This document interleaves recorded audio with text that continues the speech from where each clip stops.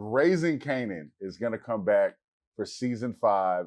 The weather is crazy outside right now.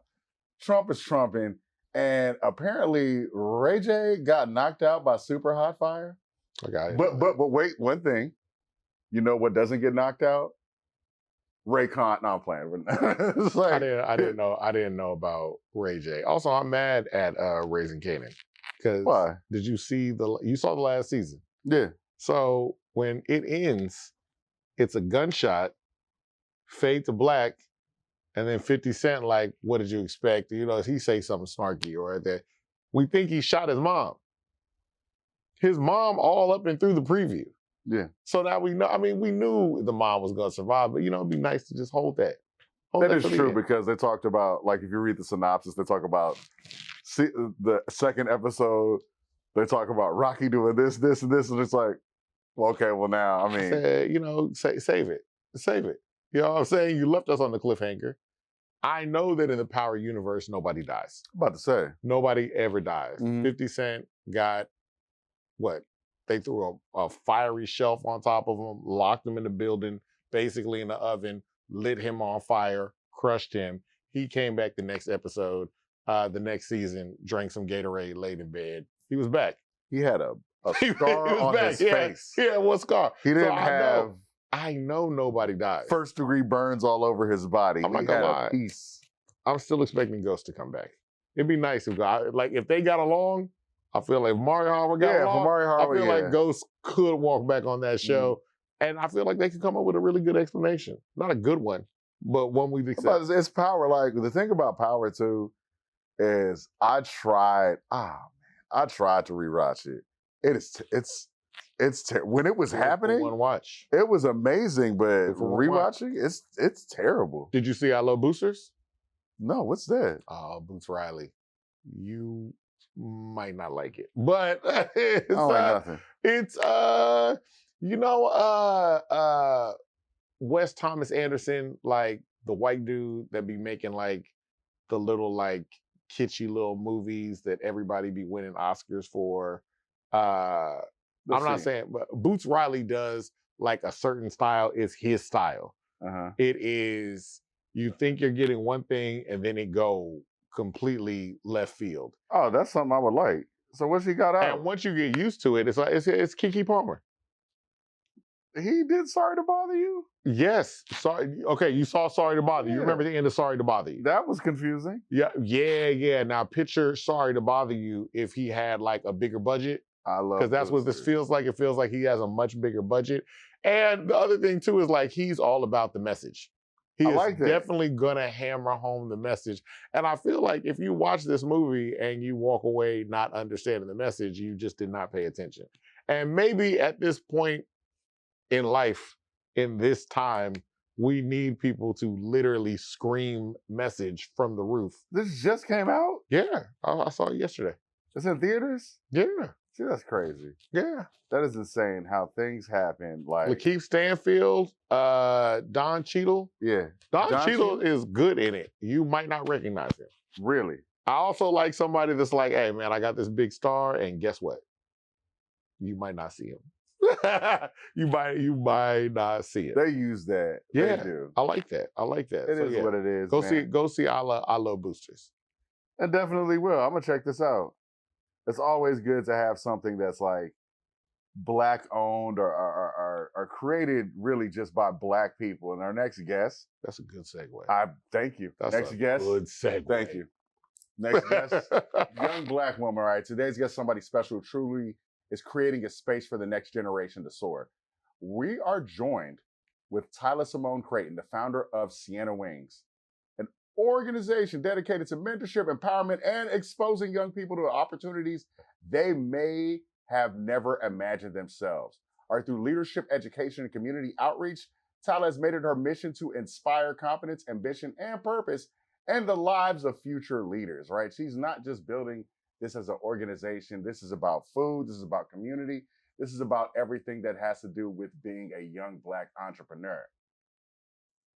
Tyla, how you doing today? I'm doing good. How's it going? Awesome. All right. Thank you for having me. Thank absolutely, you. Absolutely. How you feeling today? Memorial Day weekend, got to be a busy weekend for the restaurant. How's it going? It's been pretty busy. Just, blessed, happy. Like yesterday we checked the numbers and 5 months in the year, we already beat last year. So that's good. Congratulations. When we're talking about numbers, what are we talking about? Sauce? We talking about wings or what? Our wings, yeah. The restaurant. So like ever since I went viral on TikTok a few weeks ago for posting a video telling people come. So 3 million people saw that, and then everybody, they saw all the different articles that were written about what's going on with the signs. So many people have been coming to support, and it's been really nice. So wait, let's put a pin in that sign. But before we get there, explain what you're doing. You have a restaurant that serves wings, correct? Yes. Explain that, please. So I have a wing restaurant. It's called Sienna Wings. We have wings, mac, and fries. Those are our main items. It's featuring all the sauces that I developed. So if you know anything about the history of Pepsi and how they opened up Taco Bell and other restaurants to sell soda, that's kind of what we've decided to do with the wings to help sell the sauce. Okay. And that's another thing people need to understand. You have a company that it has two arms, essentially. Yeah. So it is the sauce, which the sauce is sold in H-E-B. Where are all the places the sauce sold? So we're currently sold in H-E-B, and we also sell it from our own website, so siennasauceco.com. We're on Amazon, TikTok Shop, and then obviously we sell it out of the restaurant. But we push as much people as we can to go to H-E-B if they have one. And then how many sauces are there? There's 4 SKUs right now, so 4 different flavors. Okay. So we've got 4 different flavor sauce, and then you also have the Wing Company, which is the restaurant that is selling wings that uses the sauce from the sauce company. Yes. Okay, that's perfect. And this all started way back when. I'm gonna say way back when, but it really wasn't that long ago. It was long ago. It was long ago. It was long ago. I remember. Next year's gonna be 10 years. So 10 years ago. Yeah. So 10 years ago, how old were you 10 years ago? I was 13. 13 years old, and you decided, hey, I am going to start a wing sauce company. Yeah, basically. You were like, okay, so it wasn't that intentional. It was very unintentional. I was in middle school at the time. Most of my friends, they already knew what they wanted to be when they grew up or what they were interested in and stuff. And I had my interests too. And anything I was ever interested in, my mom, she allowed me to navigate that, basically, see it out in its fullest potential to see if it was something I wanted to do for a long time. And when it came down to the sauce, it was something I had always done for years, just making the same, at that time it was just one flavor. So I would just make that sauce if we had a party, or if she was cooking wings, I would make it so she could make the wings with it. But it was never supposed to be what it is now until I started envisioning it differently and change my mindset around it. But at first it was just something for me to learn more about myself and figure out what I was truly passionate about and what I wanted to do for the rest of my life. Because at that time, going into high school, they're like, you got to choose a career path and pick a path. And I'm like, I don't even know where to start. I don't know what college I want to go to. I don't know anything about that. And so I was like, let me just start this company, see if this is something I enjoy doing, if entrepreneurship is somewhere I could see myself. And then it just took a life of its own, really. And then for people that don't know, because if you're of a certain age, they might not even know. I taught for a while. Mm-hmm. A lot of people outside don't realize we're picking career paths now, going from, you're in middle school. Yeah. And you're saying, hey, man, I'm going to go to high school. They're like, hey, choose what you want to be now. Right now, I'm in 8th grade. I raise my hand to use the restroom. And now you want me to pick something for the rest of my life? What you want to do? I can't even drive. And then they had me taking those career compatibility exams and things like that. And I'm like, hotel motel management. I guess here. Hospitality. I could do that. Everybody gets. What'd you get? I don't even remember what I got, but I knew it wasn't what I wanted, what I thought could make a lot of money, or what I wanted to do long term. So I was like, no, but I'm not doing that. So you just decide to, so what gets you started on just sauces? Like that's a very specific thing, but also like kind of random. Where you're like, oh yeah, okay, I'm getting into the sauce world. Again, it was very random. Like I've always been very creative since I was younger. Like I created this thing called a germ hook. But basically, if you ride the subway, you would take like the hook and you would just hook it to one of the bars and hold on to it instead of constantly touching the bars. So I made that when I was younger. And then when COVID happened, my mom was like, oh my gosh, it would be so crazy if you had germ hook right now, like 10 years later. But yeah, I was always like very creative and I made a lot of stuff. So when I made the sauce when I was 8, just playing around, mixing stuff together, and then I made it for years. So it was her idea to like, hey, take this thing that you've been doing already and just sell it for other people. We had a party. It was my aunt's birthday, and we made all the food. My mom made the food. I made the sauce. And everybody kept coming up to her after the party saying, oh, who catered your party? Like, who's made all the food? And she's like, oh, it's just my niece and my sister. And from then on, then my mom was like, yeah, like, you need to figure out how to bottle this sauce and sell it because people are asking about it. And that's really just where it came about. It was very organic. I don't even know now, like, looking back where exactly was the initial, like, touch point. It's kind of like a chicken egg situation. Even when people ask about the wings, because technically we started by selling the sauce, we started by cooking it on wings, and we sold wings out of our house so that people could try the sauce before they bought the sauce. Then we stopped the wings, bottled the sauce, and then we sold the sauce up until now, where 3 years ago we just opened up the wing spot and brought back the wings. So it's like you never really know which one started first. You don't know which one it's going to go, how it's going to start. What was the flavor of the first sauce? It didn't have a name. It was called regular sauce. It was very boring name. What's the flavor notes of it though? Is it close to a buffalo? Is it like a? No. Okay. It's so what it's called now at the restaurant. It's called dirty sauce, but it didn't get that name until after Sienna Sauce came. Then it got dirty sauce because the Sienna Sauce line. When I was initially making the sauces at home and I made that regular sauce, I was making it myself. So it had very simple ingredients, whoop-de-whoop. But then when we went to the manufacturer, I had to basically create the sauce from scratch. So from the seasonings that was in it, what type of pepper, what type of cayenne. Like there's different heat, like velocity levels on. I learned all this stuff in formulating the sauces. But at that time, my mom, she had a stroke, so I changed the original recipe of the regular sauce to remove a lot of those unhealthy ingredients. And so at that point, it wasn't even that sauce anymore because it had become something totally different after going through the manufacturing process. And so that's what Sienna Sauce became. So you've got Sienna Sauce in the restaurant, and then all the dirty sauces are just like your Sienna sauces are like the low sodium version. Yeah, they're low sodium, all your dirty sauces. Low sodium, no high fructose corn syrup, completely honey based. Basically, the rebirth, 2.0 version of the dirty sauce. And then when we knew we were bringing back Sienna Wings, me and my mom, we went back and forth, my partner.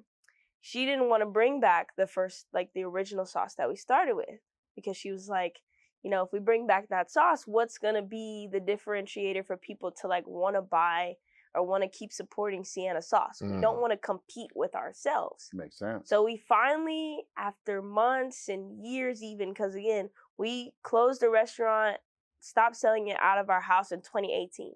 So from 2018 to 2023, I begged her like almost every year, can we open up a restaurant? We went through COVID, we went through all of that. And so when we finally decided to bring it back, I don't know where the idea came from, but we were like, all right, we're going to bring it back, but we're going to make sure people know this is not Sienna Sauce. We're going to make sure people know this is a totally different sauce. And so then the name Dirty Sauce came about because we used to joke like, oh, this is the dirty one. Like, this one has all the bad stuff and all the bad ingredients in it. And at one point we had told a customer that we were like, hey, and they're like, I don't care. They're like, I want all the dirty stuff. I want all the bad stuff. And so we were like, okay, well, people obviously don't really care that much about what's good for them. So we just named it after that.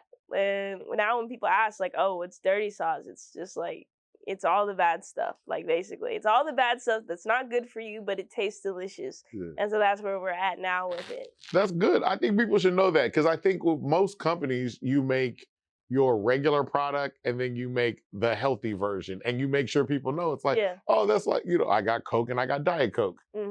Y'all's is like opposite. Sauce, we're Sienna, and then we got like the ugly cousin. Dirty. The ugly cousin. The ugly cousin. Yeah. So, the OG sauce is the ugly cousin. The OG. Why were you, between that 2018 and 2022, why was it so important for you to want to get back into the restaurant?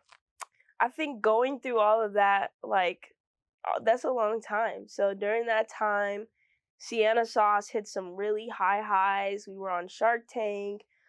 We were dealing with retailers. We went through COVID.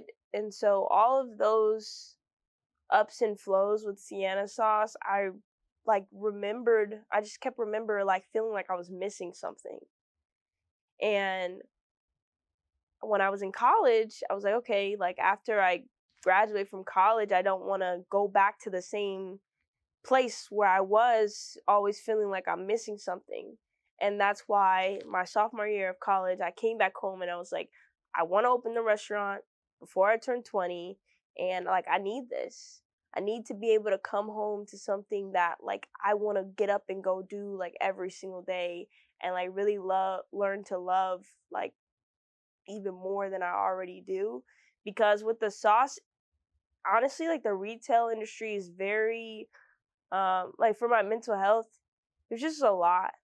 Like it was just a lot to deal with, like the retailers and the buyers change, and then you got to build a whole new relationship again, or a retailer is not doing DEI stuff anymore, so then they take you off the shelf, or you're posting continuously saying, hey, go to this store, hey, go to this store. And, you know, some people may go, but some people don't. And it's just really hard to compete in that space, especially if you don't have the capital, like, that you need in order to succeed on shelf, to run TPRs, to run marketing online, digital advertisements, to do different coupons and stuff on their website. It's a whole process, and it just kept taking, and it wasn't giving for me. Yeah. And I know that like mental health is really important. And so that's why I was like, for the restaurant, it sews into me. Every time I get to go and get up and go to work, I have people coming that I can talk to and that greet me and that say something to me and like are happy to come eat the food. And you know, they drive they drive a long time to come, and they're really excited to be there and they want to talk to me, and that like feeds me. Versus with the sauce, it's just like constantly giving and giving and feeding like everything else. It just didn't like feel the same to me anymore after a certain amount of time. And so that's why I was like, I don't want to like lose this thing that I love to do just because my heart's not in it. So I was like, let me bring back the wings so I can fall in love with the sauce again. So the restaurant is like what gave, and that's a big thing, because a restaurant is a big operation, but that's what got you your mental health back. Yeah. Like, that's what got you back. I mean, the sauce is, the retail industry is hard, and selling a product, it's very isolating. You're in the warehouse, you're getting online orders, and you're making the orders, but you don't see nobody but the people you're with. Yeah. You're always somewhere else, or you're always scheduling a meeting with a buyer or trying to meet with somebody else. Like, it's always very isolating and like secluding. And for some people that's good for them, but for me, I like to be social with other people. I like to hear, you know, how was your day, or people come excited, or get to see customers' reactions when they try the sauce. And so those were the parts that I was like, okay, this is what I'm missing. Yeah. Plus, you started at 13. Yeah. We're having fun, and then you get a little bit older and stuff is happening. It's like it's not fun anymore. I gotta be like the TPS. What is that? The TPR. I'm like, I don't want to.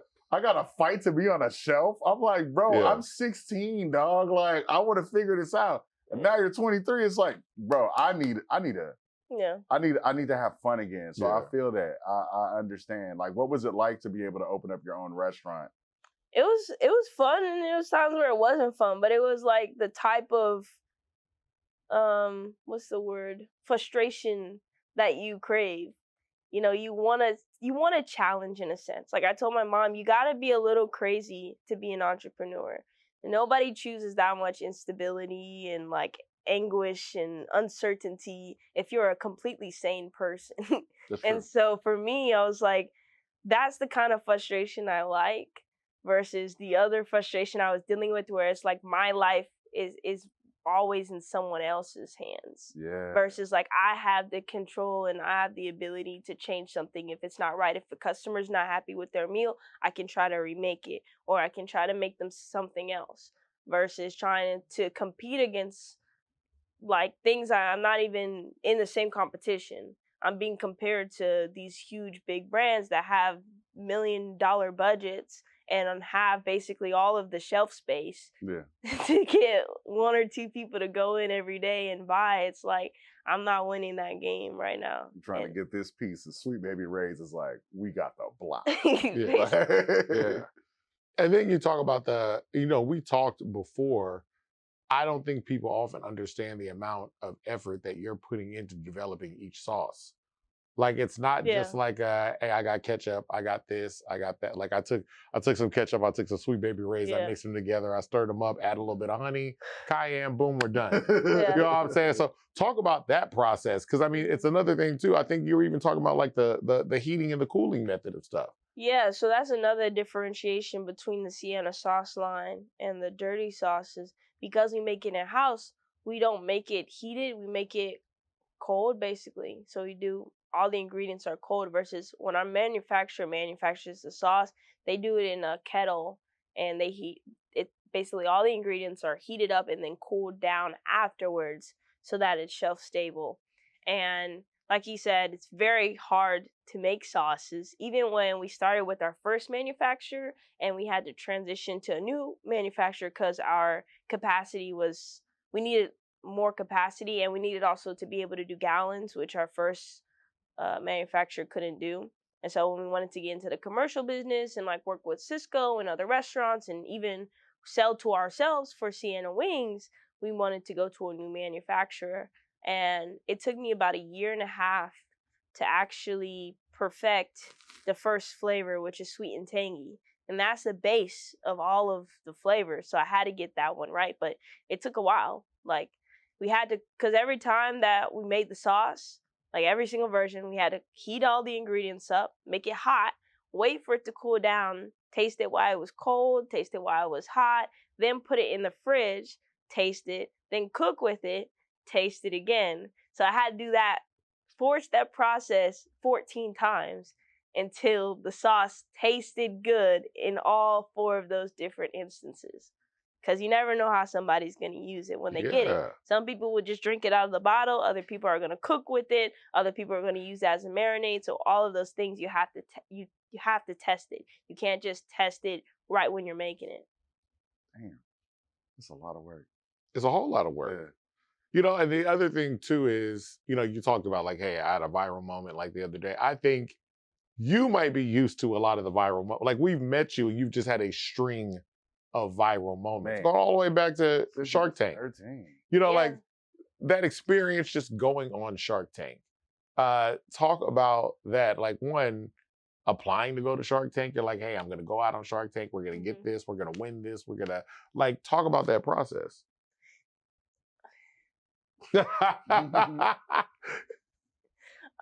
So they reached out to us in 2019, like right when I officially launched the business.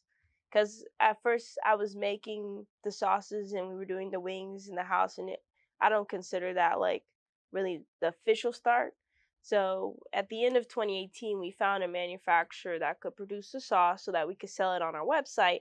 And in the beginning of 2019, we launched it on e-commerce. So that's why I say 2019, the official launch.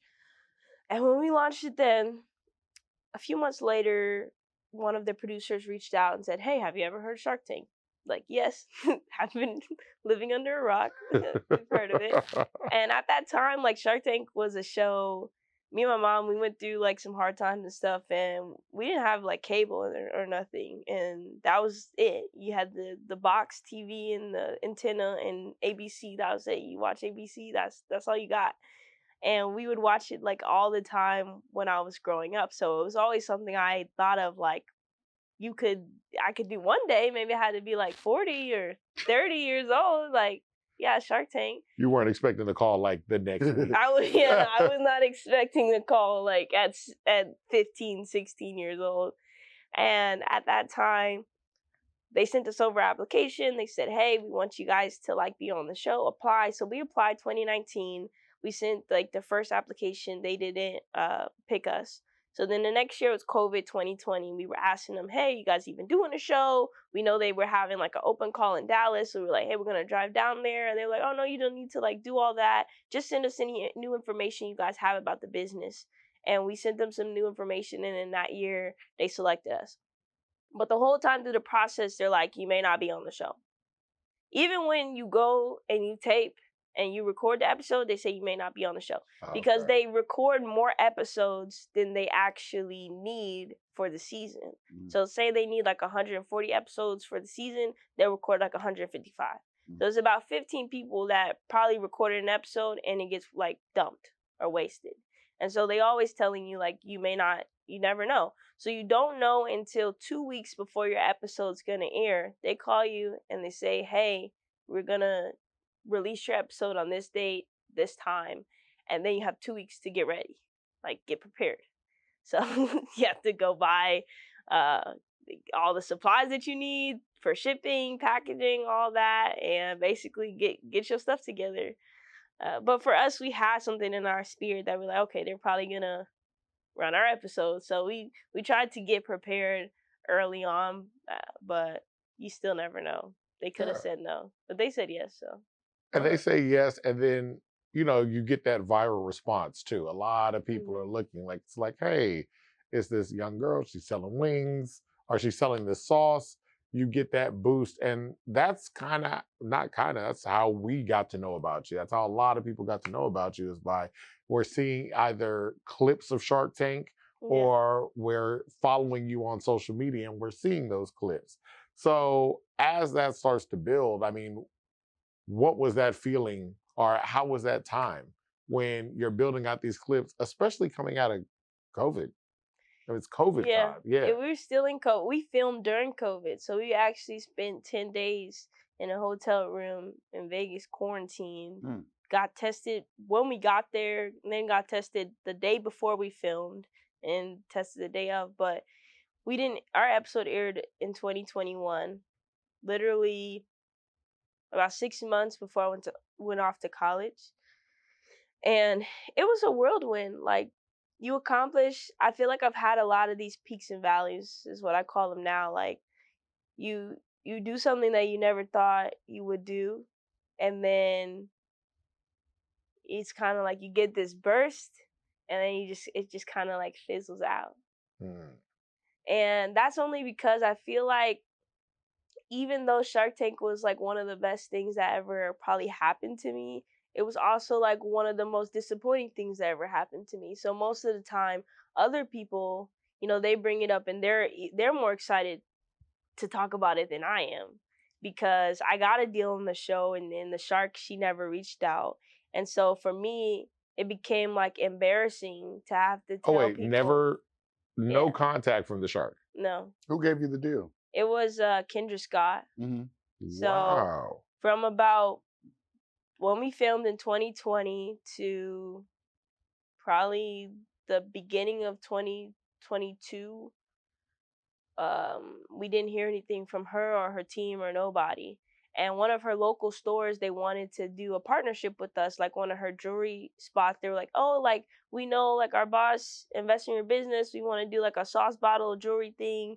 And we were like, oh, no, we don't feel comfortable doing that because your boss did not invest. Yeah. 2 years. And so then the rumor spread through the company or whatever, and we got, like, a call from the lawyer, like, a few days later after that. But it had been 2 years at the time, and we're like, hey, like, our business has completely changed, and like we're working on new labels and everything. Oh wait, so when the rumor spreads to the company, basically it's, hey, nobody has talked to them. Yeah. And so the lawyer calls you up like, yeah, like, hey, oh, yeah, they're like, hey, what's like, up? What's good? they're like, hey, You won. We still, like, we still want to do the deal. Like, how you doing? And we're like, we have not. No, nigga. I don't know you like that, fam. Like, it's been 2 years. What are you talking about? It's been 2 years. I Like, just slipped through the cracks. At that point, I've already kind of given up hope that we were ever going to receive this call. Like, it's been 2 years. And again, I'm still a kid at this time. Like, I'm 16. I went on this big show, and everybody keeps asking me, oh, hey, how's it working with Kendra? How's the deal going? How's this going? And you in high school and people are asking you that. Like, I saw you on TV. Everybody's asking me this. It's COVID. I'm isolated. Yeah. I can't go out with friends. Yeah. And every time I do see somebody, they're asking me about this situation that I really don't want to talk about. And I have to tell them, oh, we're in due diligence, or, oh, we're doing this. No, we're not talking to them at all. We haven't heard from them at all. Okay. Until they called, and then they were like, oh, somebody must have dropped the ball. They didn't reach out. Somebody definitely dropped the ball. And during those times that our attorney and their attorney, I'm like in the emails, and I'm like, hey, like, can we have a meeting with Kendra? Can we speak to her? I met this lady one time. Haven't spoken to her since I met her on the show to film. If I'm gonna give her 20% of my company, like, I need to have a conversation with her again. Like, how did you forget about me for 2 years? And they're like, oh, she's doing a book, she's doing this, like, she can't get on a call, she can't have a meeting, but after we sign the deal, then we can have a meeting. And I'm like, these are just like feeling like red flags for me. Like, and then we were still in it because, you know, you value the Sharks, which is why we went on the show in the first place. It's not about the money for us. It was about having a partner with experience. So we still valued her as a person. So we're like, okay, you know, let's still try to work this deal out. Let's still try to see, even if we can have a meeting now, then maybe that's just like a policy they have and whatever. So our lawyers sent her team back some options of investing and things like that, because we also had a crowd safe going at the same time. Ghosted again. Her lawyers never responded to that email. And that email went out like the beginning of 2023. So, yeah.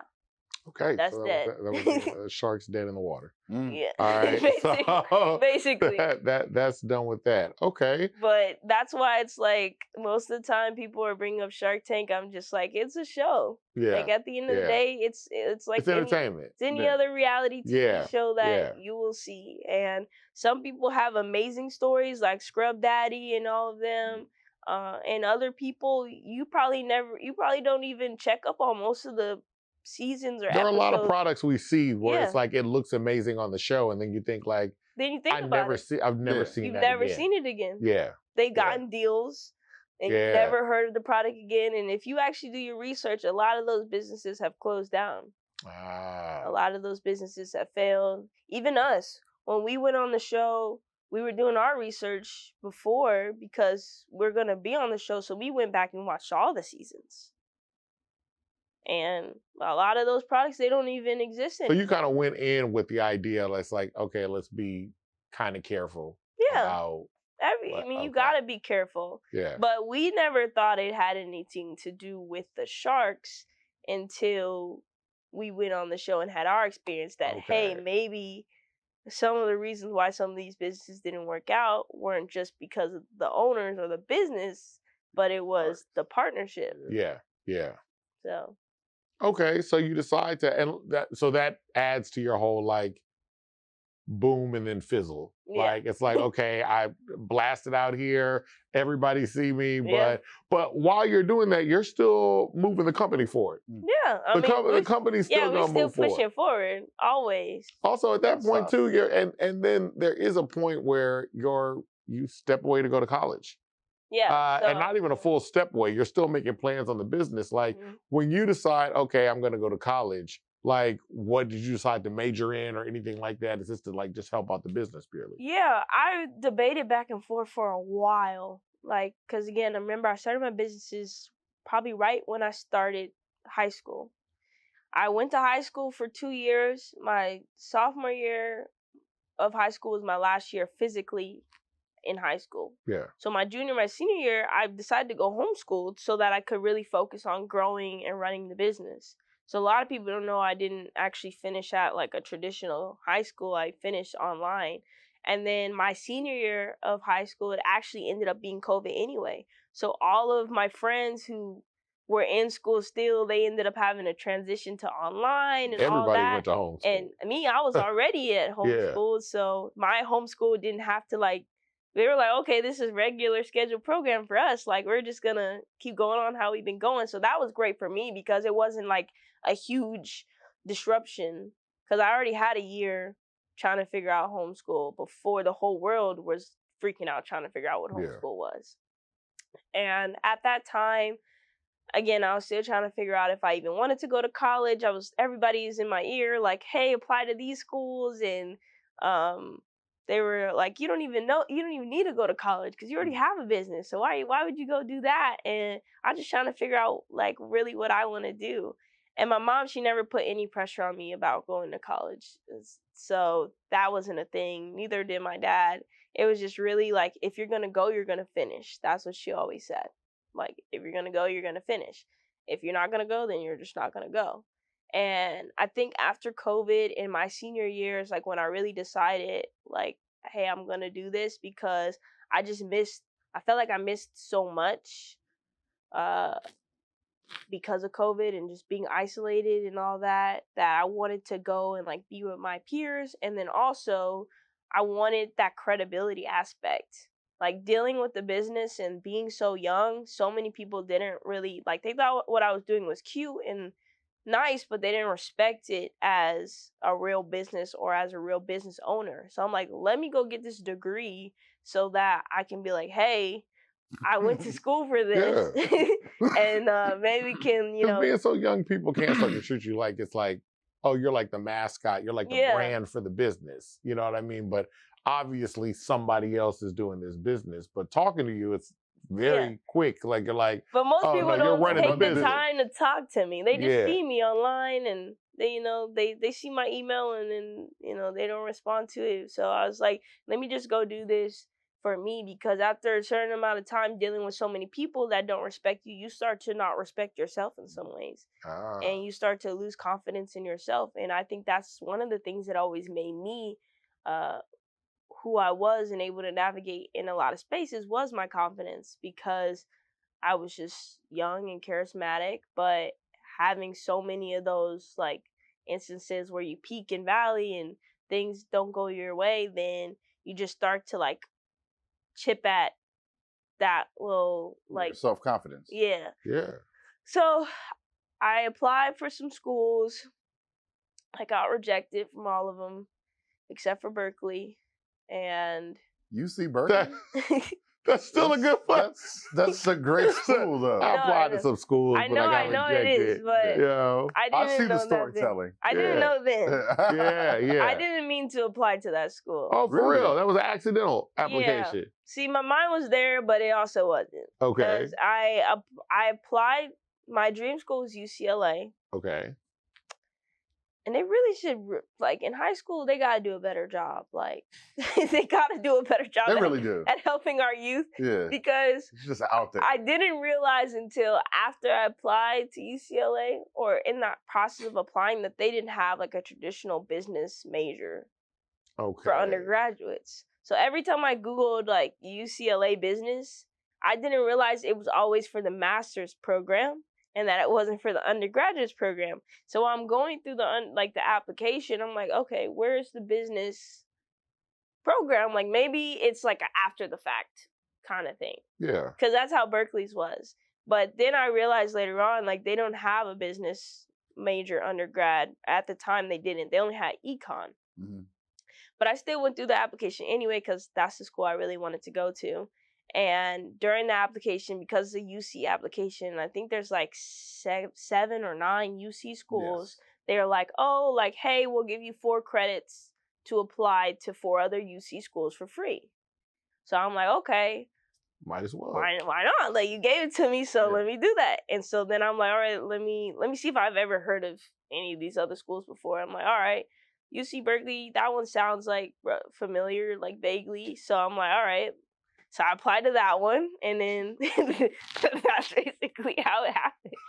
What made you say I need to go to California in order to get? Well, my dad, he lives in California, and I wanted to like spend that time with my siblings and stuff because they were young, and so I just wanted to be a part of like their childhood so that they would remember me, and you know. Yeah.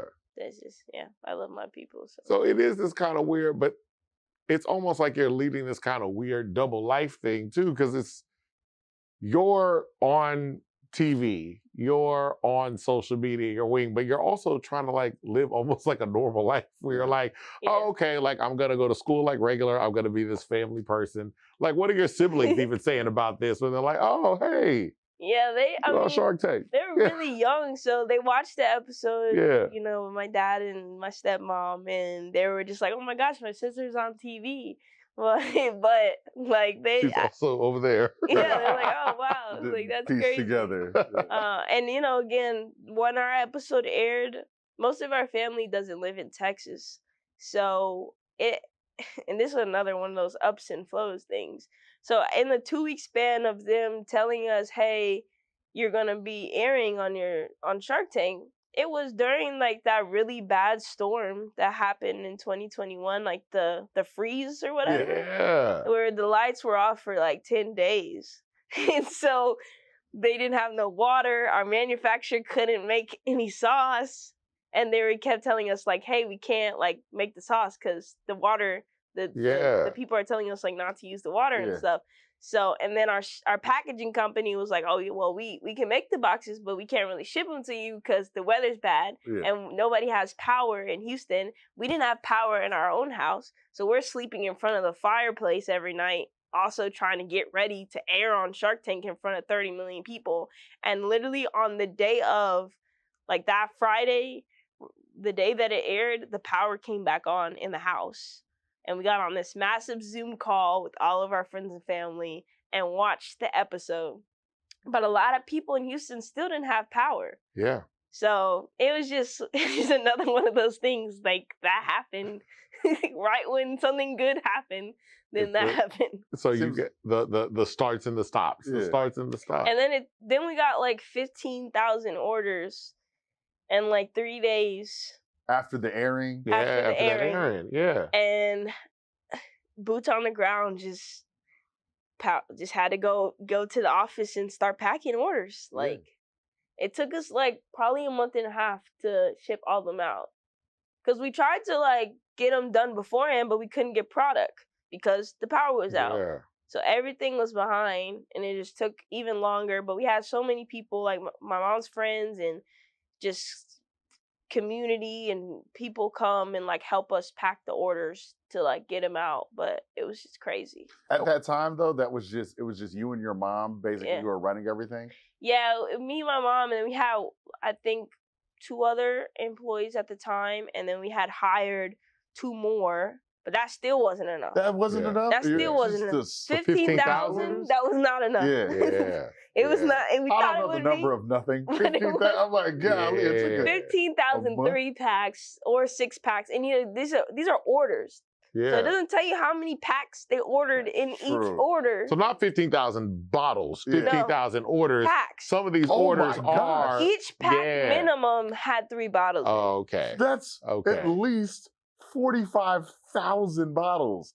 At least. Y'all moving. At least, yes. Y'all pushing weight. And that was just in the first 3 days. More people ordered after that. More people heard it or, you know, saw the video online and all that. So for about those first 4 months, it was just nonstop. Like, how do you balance out the success with and also not feel like drowning? Like, that's a lot. Like, it's like you're looking around like, yo. You don't balance. Yay. But also, you say you don't balance? How old were you at that time? You don't balance it. I was 17. 17 years old. 17, yeah. You don't balance. You manage 17 years old. Also, you do manage stress well. I don't know if I You absolutely manage stress well, because at 17, I'd have just quit. I'd have quit. I'd have looked at my mom and be like, hey, nah, look, we did it. Yeah. 45,000 bottles. Yay. I mean. Send them all an email saying thank you. Saying thank you. But come on now, what we gonna do? How we gonna do all and this? And then we're dealing with UPS and whatever. So now we're shipping out orders. They're coming back damaged, reshipping them, dealing UPS. with that nightmare. Like, yeah, it was a lot. But also at a part of it, you just get it done. Yeah. Like, you don't complain about it. Yeah, you just put your head down and do it. You just put your head down and get it done. Yeah, like, these people, they saw the story, they believed in us, they spent their money to invest in us and support our business. Like, you just put your head down and you get it done. Was there any time that either of you and your mom wanted to say, let's just get done with this? No, we're like, we're going to get it done. Like, yeah. I mean, it would be wrong of us to not give them their orders after we already got our money. So, of course. And for us, it was like, we don't want these to just be one-time customers. We want them to continue to be customers and continue to support us. So if we ruin this moment for them now, we're probably never going to see them again. So we just got it done. Like, that's it. And then but we didn't know, we couldn't even ask nobody, like, you couldn't even ask nobody, like, hey, what was going to be the return, or, because everybody's product is different. Some people air on Shark Tank and they might get 1,000 orders. Mm-hmm. Like, we're all getting the same audience, but it all depends on what time of the year it is, what product are you selling? Yeah. How did you tell your story? Did they fall in love with what you were saying on the TV? So everybody's different. You can't really ask somebody like, hey, how many orders did you have when you went? Because everybody's experience is different. Even now, we ask some people that aired and like, oh, like, we got a few, like a good bump, but they were like, we didn't get what you guys got.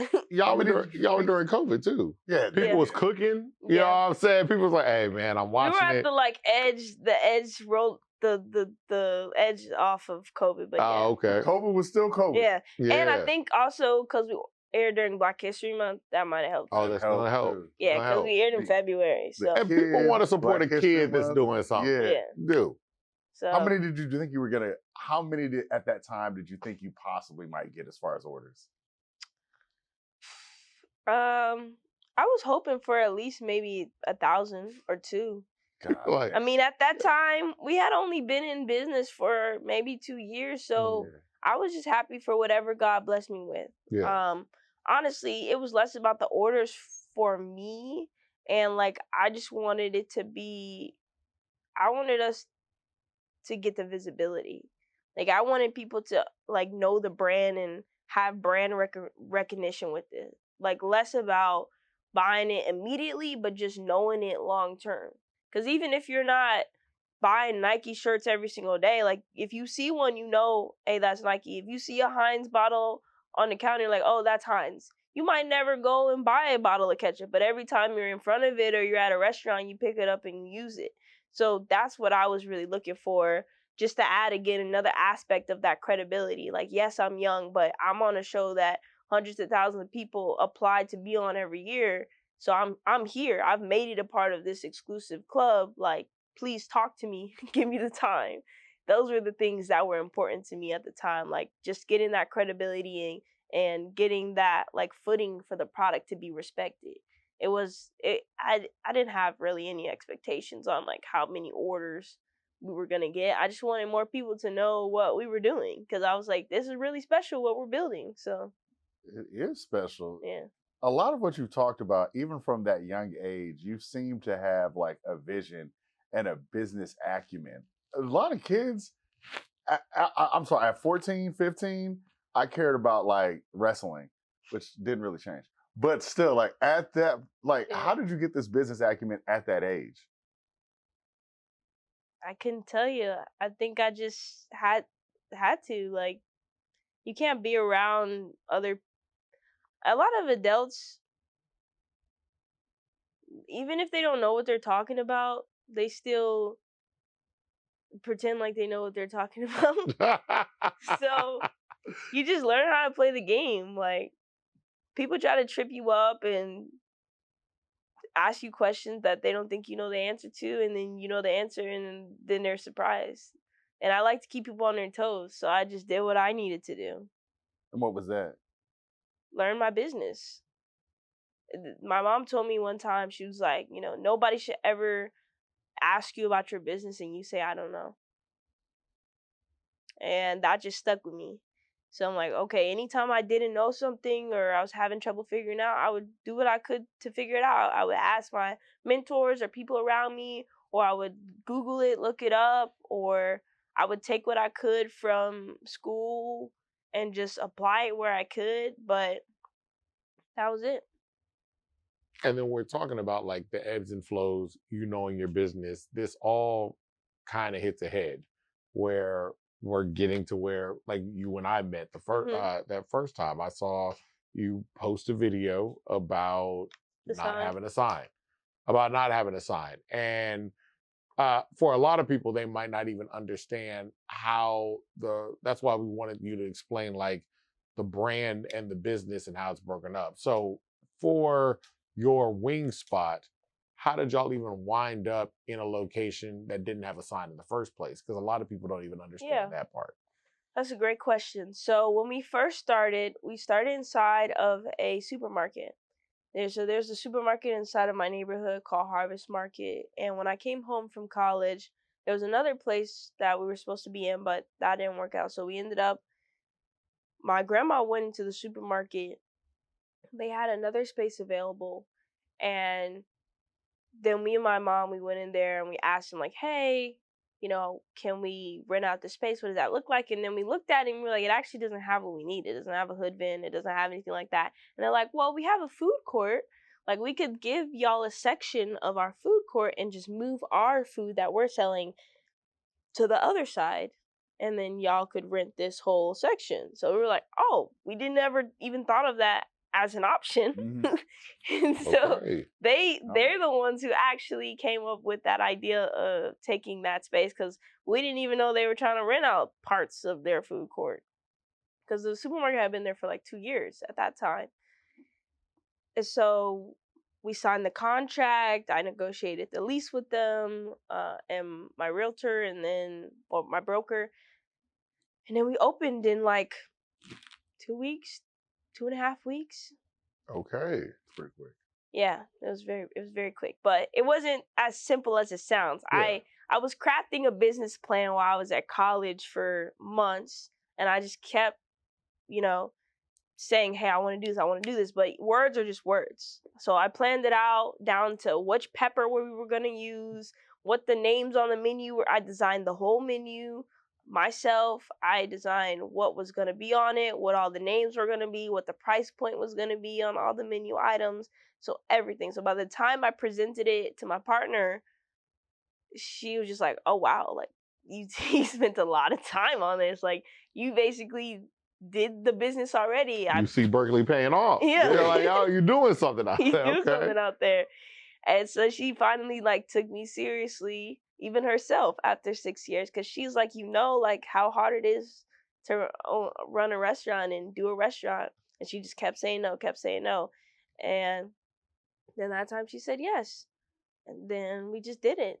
And then we opened, yeah. So y'all open and it's starting to move, okay? Yeah, so it's starting to move. Yeah. And we getting traction. We're inside of a supermarket, so we don't need a sign per se, because we're not the primary leaseholders. We're subleasing. So we have an interior sign, but we don't have any exterior signage, because when you apply for a sign, it has to be the same name on the DBA that you want to be on the building. That's one of the rules. Okay. So if we're not the primary leaseholder, obviously our name's not going to be matching the DBA. So that place we don't get a sign. The supermarket shuts down. Another one of those. Starts and fizzles. Yeah. Okay. So things are getting good, whatever. Then they're like, yeah, you guys have 2 weeks to leave. And 2 weeks in, 2 weeks out. Yeah. And this is 2 years. It's literally a year ago from right now. I was graduating from college and I was told that my restaurant was going to have to shut down. So what I had been building for the past 2 years, which was supposed to be my after college plan, was gone. Okay. And we closed down. We told everybody hey, we got 2 weeks left. If you want Sienna Wings, come now. And people came out. They posted it in a bunch of like Facebook groups and stuff like that, and they all came to support, and it was really nice. And that money that we got from that last big push of sales, we were able to use to move over to the location we were in now. And that location we were in now, we opened in there in June, but we were again subleasing because the person who owned it, they were only opening for breakfast. So they were like, okay, you can come like and do nights, you can do dinner. So we were like, all right, this helps us still keep our business afloat and keep making money. Because in order to make money, like in order to spend money, you have to make money.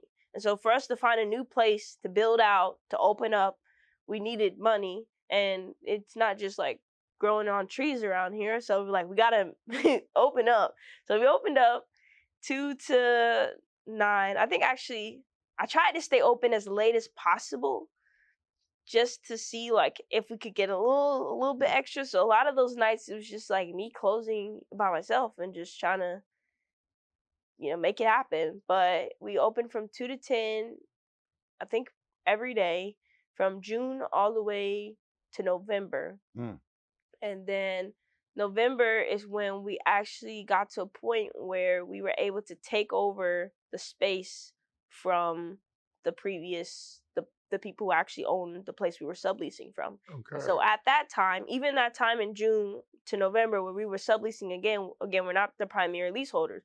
So we can't apply to get a sign.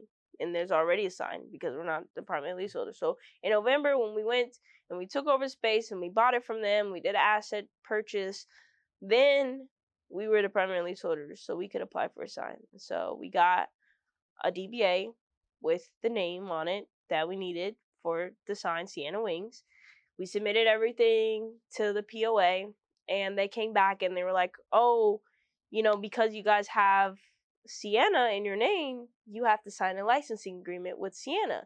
And we were like, why do we have to sign a licensing agreement with Sienna? We have our own trademark. So we emailed them our trademark, and they still came back and said, you have to sign a licensing agreement with Sienna. And then we appealed it.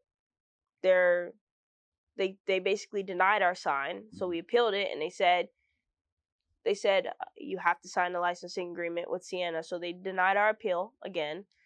And so that's where we're at right now. So the POA, they won't approve our sign. They're saying that we have to sign a licensing agreement or coexistence agreement with Johnson's Development to use the word Sienna, even though we have our own trademark for Sienna and they have a trademark for Sienna, but theirs is not in the restaurant category. It's in real estate. It's in a different class than ours. So that's basically what we're dealing with now. There's nothing wrong with our sign in terms of like the size, font, or it's not like disrupting any community guidelines or anything like that. It's purely just a control tactic, basically. Were you like kind of blindsided about it? Did you have any clue that this might happen or anything like that? We knew, like we had heard rumors about it because we've been living in that community for about 10 years. Yeah. So we've heard rumors just in general that like applying for anything with the POA is a nightmare. Yeah. So we had heard rumors about it and things like that. And then when we got the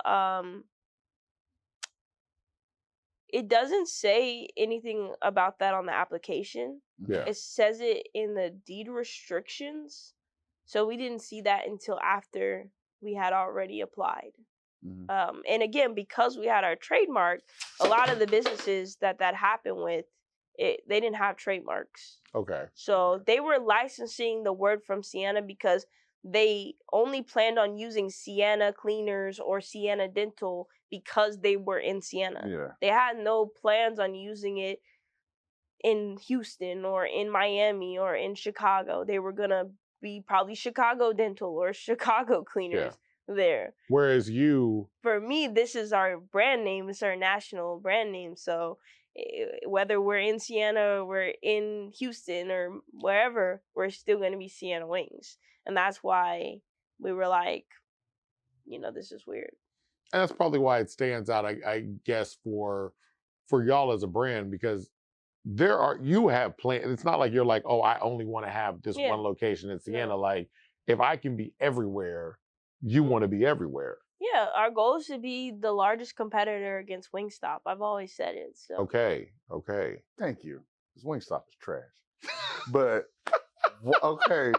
Why you not said just, that, not her. No, yeah, I didn't say that. Yeah, I said you said I that. think Wingstop you is said trash. that. I don't even. I would love to, you know what I'm saying? It'd be great if we had a nice little Wingstop competitor out there. Oh, You know what I'm saying? Of course. And, you know, if you need like a Rick Ross-esque figure to hawk your Sienna Wings, you know? Boom. He's right there. And he's educated. I'm the boss. You know Why what I not mean? just change No. Why not just change the name, though? I'm sure people want to know. Yes, why not everybody just change says that. Yeah. But we can't change the name because we've already had the name for 10 years. Yeah. Like, that's millions of dollars worth of brand equity that we built in the name, being on Shark Tank, being in retailers, that if you take away that name, like, there's no business. I also think people don't understand the cost of, like, even like you say, you got a trademark. Trademarks cost money. Yeah. Man. Oh no, and my trademark attorney, she's expensive. Yes. Like, so a trademark attorney. We spent almost $10,000 on our There trades. we go. We have about 5 of them, and they're like $2,000 each. And if there's an office action, you got to pay another $1,500. So. That's just even more money out your pocket if you want to change everything. I think when people hear like it's, oh, we already got the trademark, they're thinking like, oh, they got on LegalZoom, and it's like, what? Just pay, go pay $30 more and get a different trademark. And I'm like, that's not how trademarks work. No. Yeah, that's not how trademarks work at all. So there is no idea. And it also takes time sometimes to get approved for a trademark, because you don't just like apply for a trademark. You have to prove that you're gonna be using it or that you've already used it. You have to show use and first use date. So even if we did change our name, we couldn't necessarily get a trademark immediately. We have to wait until we use the name a little bit, then we can get the trademark. And you had already been using this. The other thing too is, in terms of, I guess from your standpoint, it's, hey, I'm operating this trademark Sienna for food and restaurants. Yeah. There is nobody in this situation you're talking about, nobody else is doing a food restaurant. Sienna, even the people you're talking to, they're not opening up a restaurant. And if somebody did, the difference between me and Sienna, what they didn't do is I would go after them. Yeah. I would have went after, we've been coexisting with Johnson Development for 10 years. 10 years. But we haven't been stepping on their toes because we're doing sauces and wings and food. We're not in real estate. Nothing to do with real estate. Yeah, if we were in real estate, then they probably would have came and said something, because they're in real estate. That makes sense. The same way if somebody came over to us and was trying to do like Sienna tacos, we'd have been like, hey, no. I think it's my Sienna taco idea. They did that in Chick-fil-A with Shrill Taco. I was asking the dude, I said, how you going to get this off? He was like, hey, I'm just doing it. Now it's gone. But it is what it is. But I mean, Sienna was going to come against you anyway. They are a plantation. Because it makes sense if it was Sienna. No, but that's crazy. I was like, there's a reason why all that area is named Plantation. There's a reason why they moved all the area named Plantation out there. I'm like, man. We lived out there. You know what I'm saying? We know what it is. We know what it is in the Plantation. Sugarland. Yeah. But like, that part of Mo City, that's basically Sugarland. And they're, you know, they are Mo City. Like, at the end of the day, they're not there. They think they're like their own place. No, they try to be. But that Kroger and all that stuff. They're not. I've dated too many women out there to be like. And I love being a resident. Like, it's cool being a resident. Like, living there.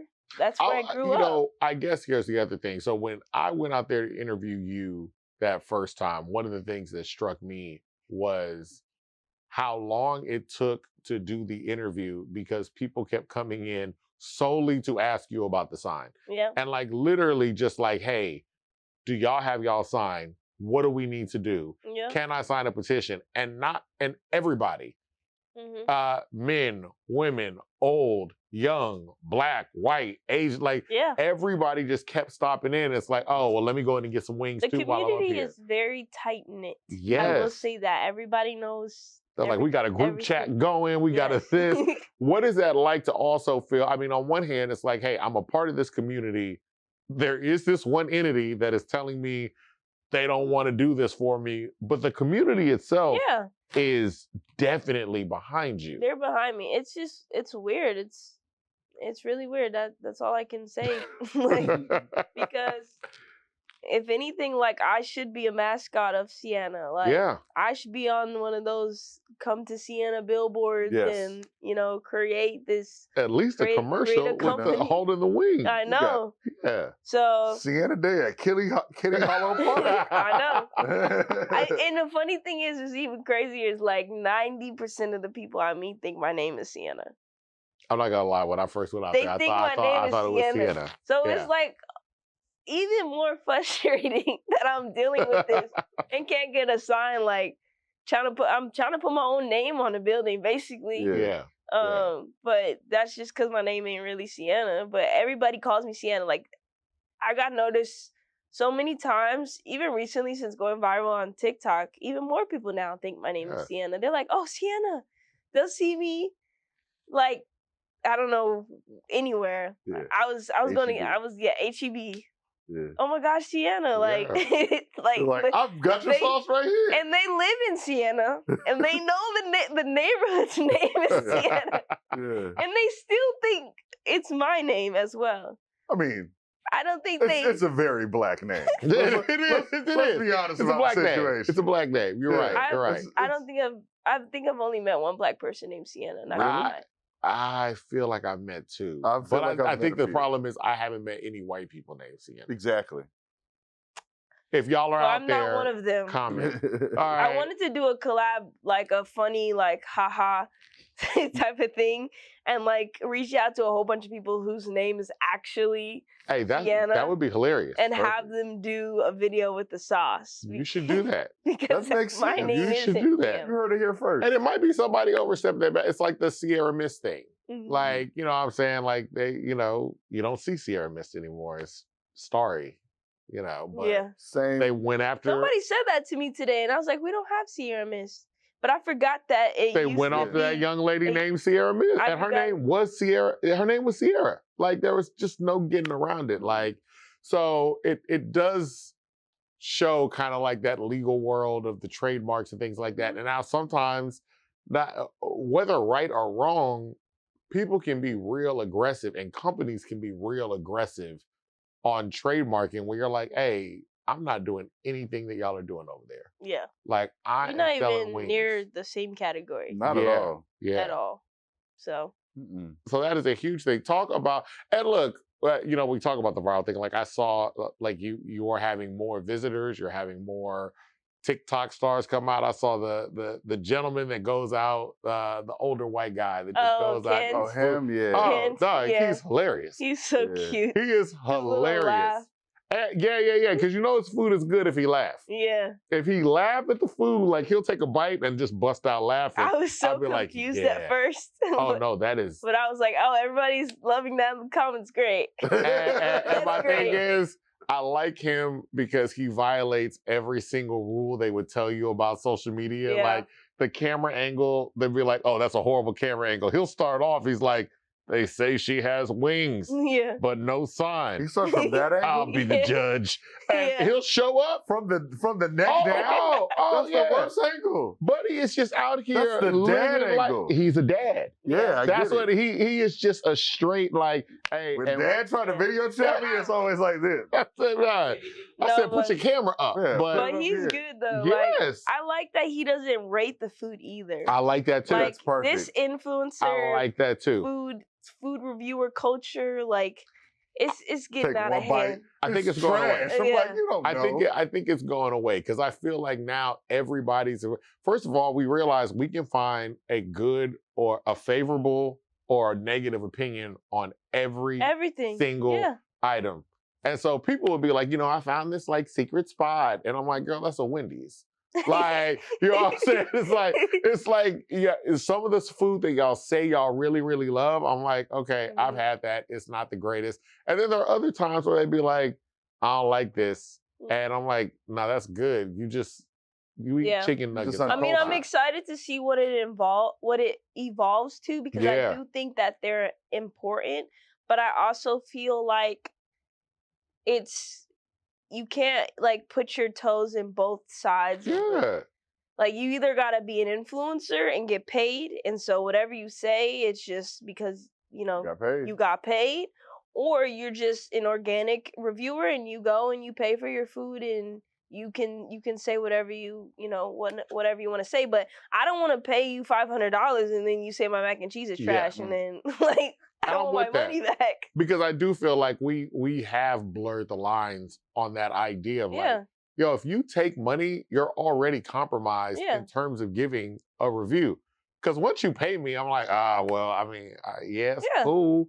You know what I'm saying? Like, and so, and then I feel like, if there's really nothing wrong with that. Like, if you want to get paid, then just give 5 stars. Just say that. Why are we rating? Yes. And you're getting paid 3.5 stars. Nigga, I gave you $500. You give me $100 a star. Wingstop. If you want to pay me, I said he was trash, but fine. Exactly. You know what I'm saying? I'll get paid. If you're getting paid, just be like, it was great. Like, you come try. See, like, if anything, just do it like an ad. You don't have to say if it was good or bad. Just say like, hey guys, I'm trying this. They have this new menu item. Come check it out.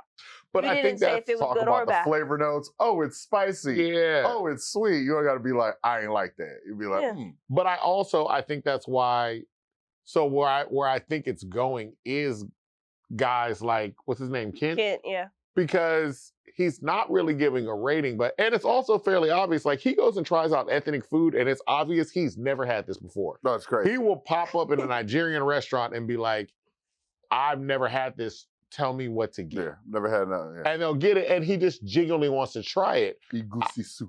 I think he did. That's what I'm saying. Yeah. I think you that's put me the on other the thing. last week. I think that's the other thing where it's like people are looking for like authenticity. You know, and that is what's gonna resonate with them. I think that's the problem with it is people are looking for authenticity, but they don't know what authenticity looks like. And that's the difficulty. That's the difficult part, because a lot of these reviewers that they love and they trust are actually just getting paid to do most of their content. Yeah. Most of their content is paid. Yeah. Very few videos now, like the really big ones, are just them going organically. I think people are all expecting the authenticity of like a Keith Lee or something like that. Even like Shark Tank. Yeah. People think after the show, everybody who got a deal on the show has a deal. Yeah, like nobody does they cash you a check right there. Nobody looks into anything. People believe exactly what they're seeing. They don't actually know what what authenticity is. They're just looking at what they're seeing. They're assuming like, oh, he used to go and pay for all of his food when he went and do all of his content for free. He must still be doing it that way. Yeah. It's not like the influencers at the beginning of the video. Some of them do this, but some of them are not like, hey, I got $500 to do this video. Nah. This is what the food is. That's true. Because I feel like Dame Drops has been compromised. Y'all can't tell me Mr. Shine Time has been compromised, but fair enough. Hey, it is. I'm not speaking on any specific influencer. I just know on the restaurant side, me personally, I've reached out to a lot of influencers in Houston, in between, even the Mr. Tendernism guy. His team reached out and was like, hey, he's coming into town doing a food tour. But you know, like it costs money if you want him to come to the restaurant. Yeah, it's like $2,000 if you want him to come. Oh yeah. Like, and that's cool, but I don't think the wings are that tenderness anyway. So it's he would be. It's like it's okay. Yeah. I mean, the barbecue wasn't. That's really what that it tender. is now. Yeah. So, but it's really just really sad for like a lot of businesses who can't afford that. Because I've been that business, like really wanting the exposure of the local food influencers and stuff like that. And a lot of them have come. I'm not going to say that they haven't. Like, a lot of them have come. They haven't asked for anything. We talked about Kent. Kent came. Yeah. Eric Eats came. Like, a lot of Eric Eats. Yeah, a lot of them came. They didn't ask for nothing, and I'm like really, really grateful for that. But also, I understand who I am. And like the brand that I built, and maybe like there's a lot of restaurants who don't have a young Black face doing something, and so they're not gonna maybe always get the same kind of handouts that I've received, or the privilege that I've received to have these people come in to support me. And so I just wonder like what games are they trying to play to really help grow their business, because I know if it wasn't for who I was or who I am, like some people just wouldn't support the same. Yeah. I'm not like ignorant to that. I am using the pretty privileged card, the young person card, every card that I got. I'm using it. We're selling. Yeah, that's how it works. That's how it works. Some people, they don't have that. You know, they're just growing their business day by day, and I just think about them sometimes too, because sometimes you just trying to make your business grow. Like there's nothing you can do. Everybody's got to use what they get. If I become the Sienna Wings ambassador, I'm using the I look like Rick Ross card. Yes. Like, that's just how it works. You really try. Hey, man, that's how it works out. I met Rick Ross one time. Yeah? Yeah, I met him in Miami at a party. You should have told him to have a wing off. I tried to give him my sauce, but he was like, nah, I'm good. I was like, okay. He is obligated. Yeah. I was like, hey, I got like a 3-pack. I would love to give you some sauce. No, He's like, he definitely signed. He signed that contract. He signed directly from them. Like, he signed that contract with Wingstop, and he was like, "That's it's not like his albums are selling." He's like, "I'm forever." Yeah, he needs to stick with that. You know, so Rick Ross album still. Really? Yeah, you're right. All right. Everybody listens to Aston Martin music. Yeah, that's like the main one. Yeah, if you have a while ago. 500 you got 500 sauces and they buying one, and it's kind of okay. And like also, sales, come on, man. And also, let's be real. I mean, how many albums he dropped since then? No, it's not even the album thing. Like a business outside of music is just gonna make you more than you see people. Like it's like people asking for like the Rihanna album. You're never gonna see her again, bro. Like she's like, look, I make a whole lot of money selling this, and I have on Fenty. Why would I ever? Yeah. What are you wearing? Fenty what? We know what I'm wearing, Fenty. There's only one thing you can be wearing as a man that's Fenty. Oh, all right. I don't know. I really don't know. Oh, I thought see. Yeah, no, I didn't know. I thought you might have. I thought you might have Fenty lip gloss. You could have had Fenty hair. You could have Fenty. Thank you. All right, don't. You could have massaged your beard. You could have done your beard. What kind of care? I don't know what kind of care that. Yeah, I love it. I don't know what kind of product product she's getting into. Yeah, she sells. But everything. That's another reason why the retail industry is like. Yeah. Hard right now. You're competing against big brands, competing against celebrities. Right now, nowadays it's hard to just sell a product. Absolutely. Just a regular product without being anybody. With that air of competition, like talk about we're in Houston. It's restaurant. I'll tell you, Houston is restaurant. There's a lot of restaurants. Yeah. And restaurants are opening up and shutting down every day. There are so many restaurants here. It's like, you can love a restaurant and be like, yo, I'm gonna come back to it. And then like you'll just pick up the paper and be like, oh, they shut down. They shut down.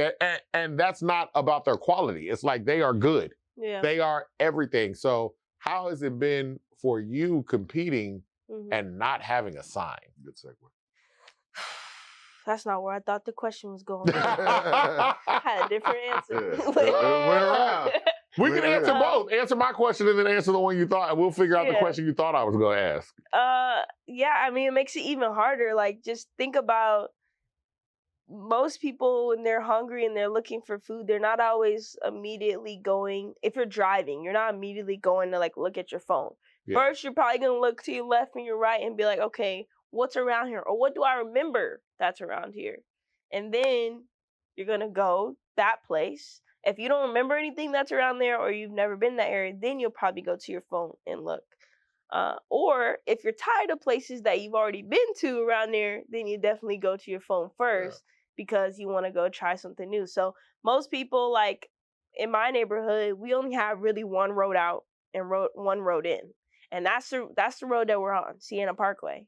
So people drive past that every day to go home, and people don't know we're there. Yeah. And we lose a lot of money because of that. We're not getting that organic foot traffic for people to be like, oh, there's a Frenchie's right there. Let me go get some chicken. Like, there's a Sienna Wings right there. Like, let me go get some Sienna Wings. Or the kids in the back of the car being like, Mom, can we get Sienna Wings? Look, there's Sienna Wings. Yeah.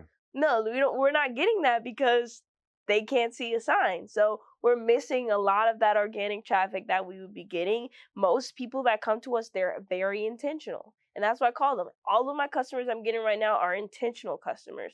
They drive from Rosenberg. They drive from Humble.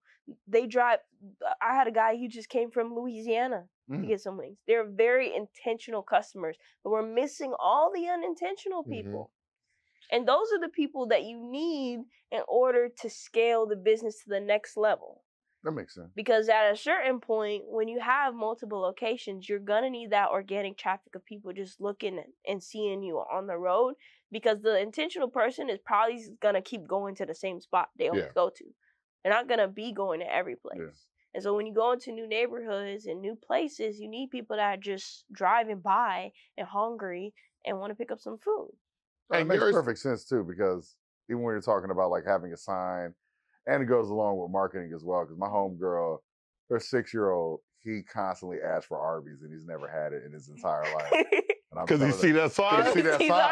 He probably see the commercials The sign too. looks fun, the commercials and whatnot. Yeah. And I'm constantly telling them, hey bro, you don't want that. Yeah. You don't want that at all. But I'm saying that sign, it makes sense. Hey, Arby's got money. Arby's is buying other stuff. Arby's is buying other stuff.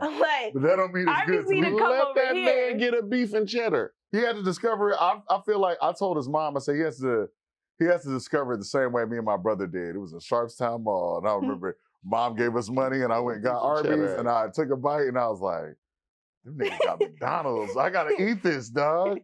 This shit is trash. You gotta let that man get. You gotta let people just make their own mistakes. I don't want to ruin a 6-year-old's life. You know what? Let me not say, because we definitely have guests and friends of the show that love them some Arby's. Everybody got Dende, Todd. Arby's, give me a call. Don't worry about it. Don't worry about what I'm saying. I hate a lot of things.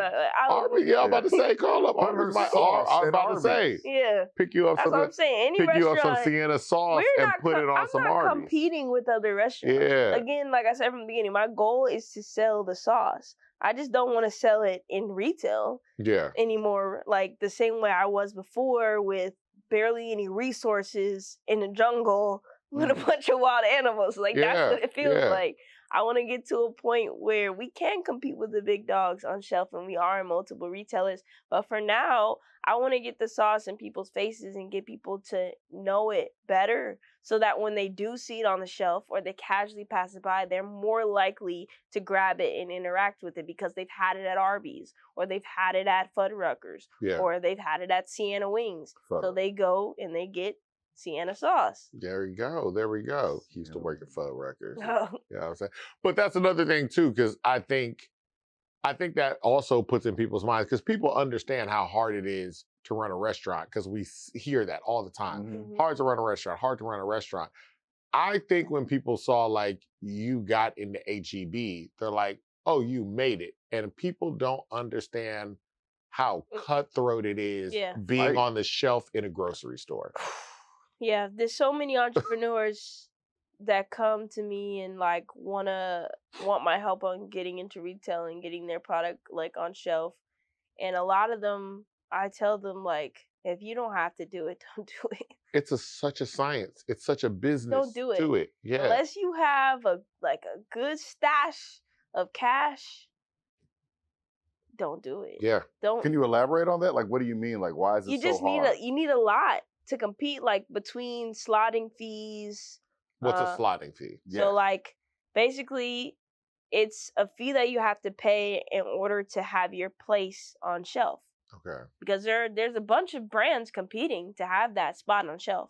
I don't know if HEB has them, because we don't have them with HEB, but a lot of retailers do, and a lot that we have spoken to do. A lot of them did waive them when there was a minority supplier, push trying to get other businesses on shelf. The DEI, but all that's gone now, so I'm sure slotting fees are back. And better than ever. But it just takes a lot. It takes you need, at least for our type of product being in food, we need demos. So you have to pay somebody, either yourself or you have to go through the actual grocery store and have them do it, but it still costs something to have somebody stand in there and hand out samples of your product and hand out the coupons saying, hey, taste this, and then here's the coupon, go buy that. 50% off. Yes. 50 cents the brand is paying for all of that. Yeah. So every time you pick up one of those like little yellow sticker coupon things at HEB, the brand is paying for that. HEB is not. Yeah. Probably not. Yeah. Sometimes if you get big enough, then the retailer will do like, I can't remember like exactly what it's called, but I think it's like co-funded. They'll do co-funded coupons where they will take on a percent or portion of the coupon, and then you will take on a percent or portion. But that's got to be like really big. Yeah, it doesn't happen often. Okay. It does not happen often. You got to probably be really big. But so basically, the store shelves are real estate, and you're paying for the real estate to get on that shelf. Like and a lot of it is already monopolies. Yeah. I mean, if you think about it, a lot of the brands, they already are owned by the same companies and things like that. Unilever and all that. Yeah, and there's nothing wrong with that. It's just we need to give more resources to the people who don't already own 90% of the supermarket. Like it's at this point, it's more of like an equity thing. It's not equality because you putting me on the shelf next to somebody who's already on the shelf, that's equality. Great, now we're both on the shelf. But the equity comes into how many dollars are they spending off of the shelf? What coupons are they running or funding? What ad placements do they have in the magazine or on the digital website where people go and put it in their basket? Are they running any ads on social media? Do they have a marketing team that creates content and videos showing the customers how to use the product, how to use the sauce? All of that stuff costs money because you have to educate the consumer on how to use your product, not just give it to them. Because once they got it, they need to know how to use it so that they can buy it again. Or you'll be like most people and they'll have the ketchup in the cabinet for 6 months and you only probably picked up the ketchup bottle one time. So think about how long it actually takes you to use a full bottle of sauce from the time that you buy it to the time that you repurchase it again. And in between that time, we have to get a bunch of new customers to purchase because the same customer is not going to be back again probably for another 3 months. Yeah, you're right. Or we have to show that customer that already has it, how can they use it more often so that they can come by and buy it within a few weeks. That makes sense now, because that's why ketchup on the back of it, it's like, there's this meatloaf recipe. I'm like, I'm not listening to you. They're like, hey, nah, man, use half this bottle on meatloaf. That's it. And, you are competing against, like you said, the 90%. There was a guy on TikTok that was like, he would take a picture of the aisle and then he'd color code the companies. Yeah. And it'd be like a whole aisle, all these products, 500 products, 4 companies. Yeah. It'd be like 4 companies. So it's like this company, and they're all placed like kind of together. So, like sometimes you'll see a product jump off and you're like, dog, how did that get off? The goal, the goal for me is to sell the company. I mean, I would love to be bought by one of the other companies that already own a bunch of companies. Yeah. Because like for me, it's not like something I feel like I need to hold on to or really be prideful about. It's something that I created, and the goal has always been to share it with the most people that we can. And if our resources can't do it, but another companies can, I have no problem with selling a portion of the company or selling the company someone else. The goal has always been to scale it and exit at a certain point. Yeah, that's smart. And you're already creative. You can make something else. Yeah, and we have the wings. So that's my legacy. My legacy is to grow the Sienna Wings. So whoever company that we do sell the sauce to, there will be something written that in perpetuity, Sienna Wings can buy Sienna Sauce and use Sienna Sauce for eternity. On Mars, wherever. I love how they make those concepts. Yeah. So you're back there physically cooking the wings? Yeah. Really? What did you just say? I just came from. No, hey, man, it could be a costume. I don't smell like chicken. Loving the shoes. No. Oh yeah, these are my SpongeBob shoes. Yeah, okay, I get it. Yeah, the shininess. Yeah. It's kind of funny because SpongeBob worked in a restaurant. Yes, he did. Krabby Patties. Yeah. He was making them Krabby Patties. He was making them. So you fry the wings? How do you cook them? Yeah, we fry them. And then the difference between us and most wing spots is they just toss them in a bowl, but we actually heat toss them.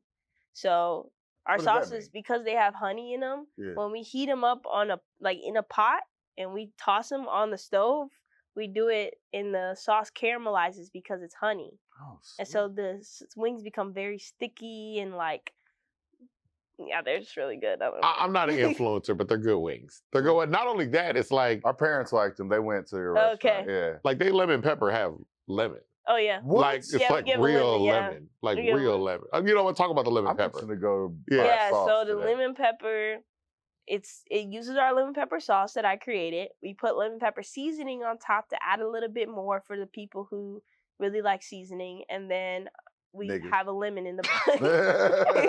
Then we add a lemon in the box for people to squeeze on top, and that's the extra touch. Yeah. You have to have all three components. And you're open today till 9?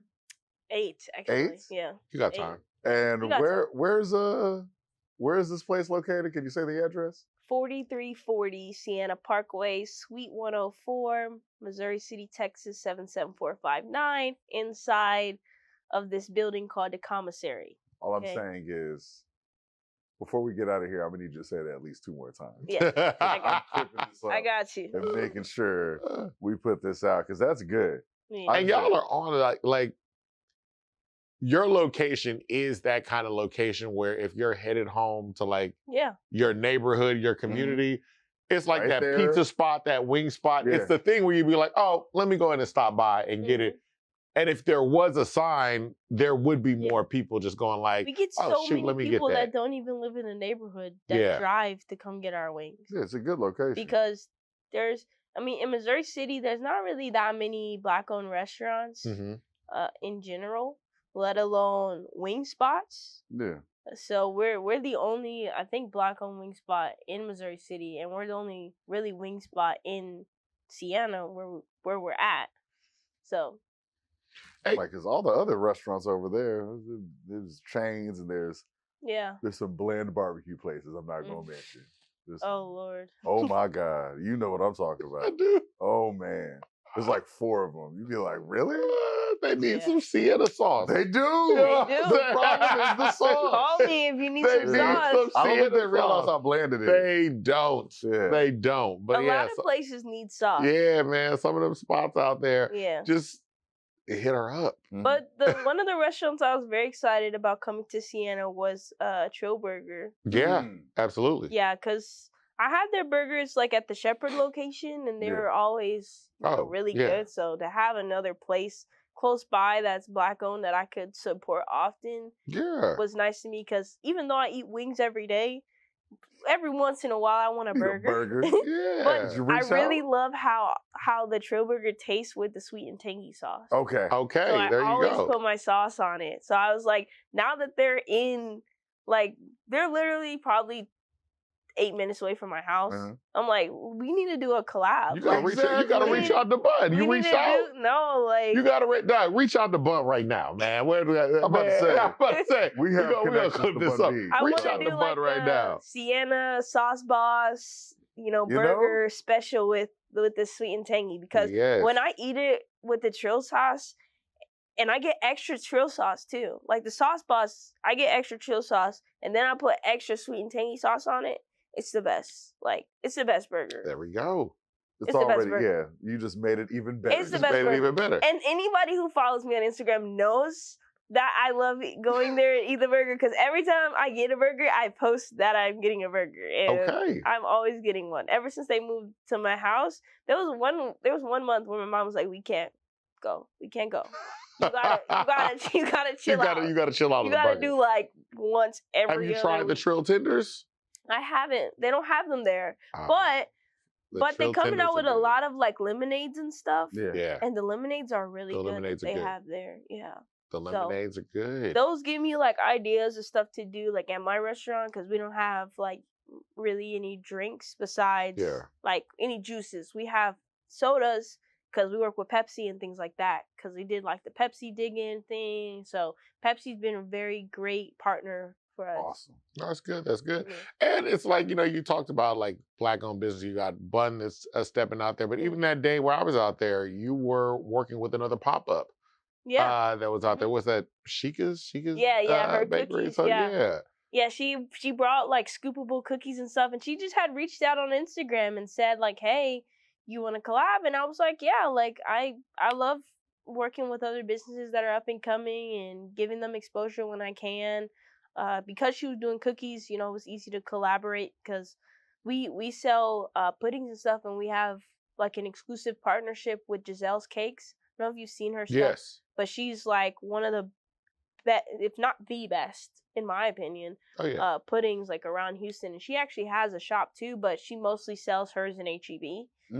And everybody loves her puddings. And so we have a partnership with her. So if it's like pudding related, I can't do it. But because she had cookies and stuff, I can do it. So. Could she have a sign because it was cookies and it wasn't Sienna? She could have a sign. She could. Yeah, if she was there, she could have had a sign. Yeah. It's just because it's Sienna Wings, like.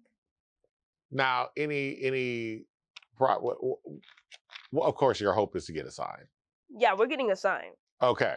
I'm getting us a sign. You're getting y'all are getting a sign. You're gonna. There are some things that I'm getting. Okay. I think you've manifested your life up until this point. You're gonna get a sign. Yeah. We're getting a sign. That's happening. It's happening. Yeah. Don't know how it's happening, but it's happening. It's gonna happen. It's gonna happen. Yeah. I don't care what has to happen, but we're getting a sign because I can't have one more Uber DoorDash person call me and be like, "Where are you guys? Where y'all at?" That's the worst. Yeah. Yes. And I gotta admit, I hate to. No, I'm not going. You were about to say it. Go ahead. There's a Say lot of something. dumbass people that work in places.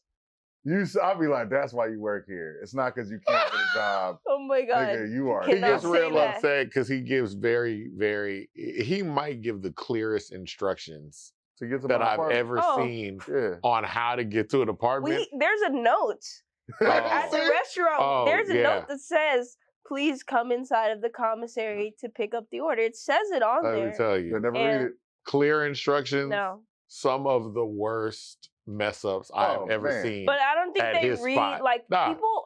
I've realized a lot of people, they don't read nowadays. No. Even because we've been so busy, having so much traffic, we can't take orders like we used to. So we've been sending a lot of people to the kiosks, and a lot of people they have a hard time. They can't do it because they don't they can't really read. And there is a literacy problem here. Him being a teacher, he said, because I showed him my directions.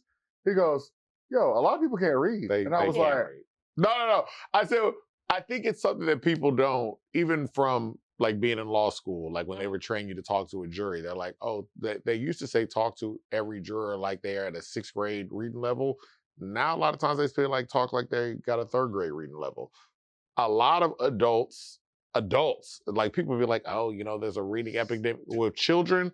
It's a lot of adults that they are not reading. And I think when we say illiterate, we think pick up a book and it just looks like another language. And it's nah, you can read, you can only read a little. A little bit. The very, very basics and the comprehension not there.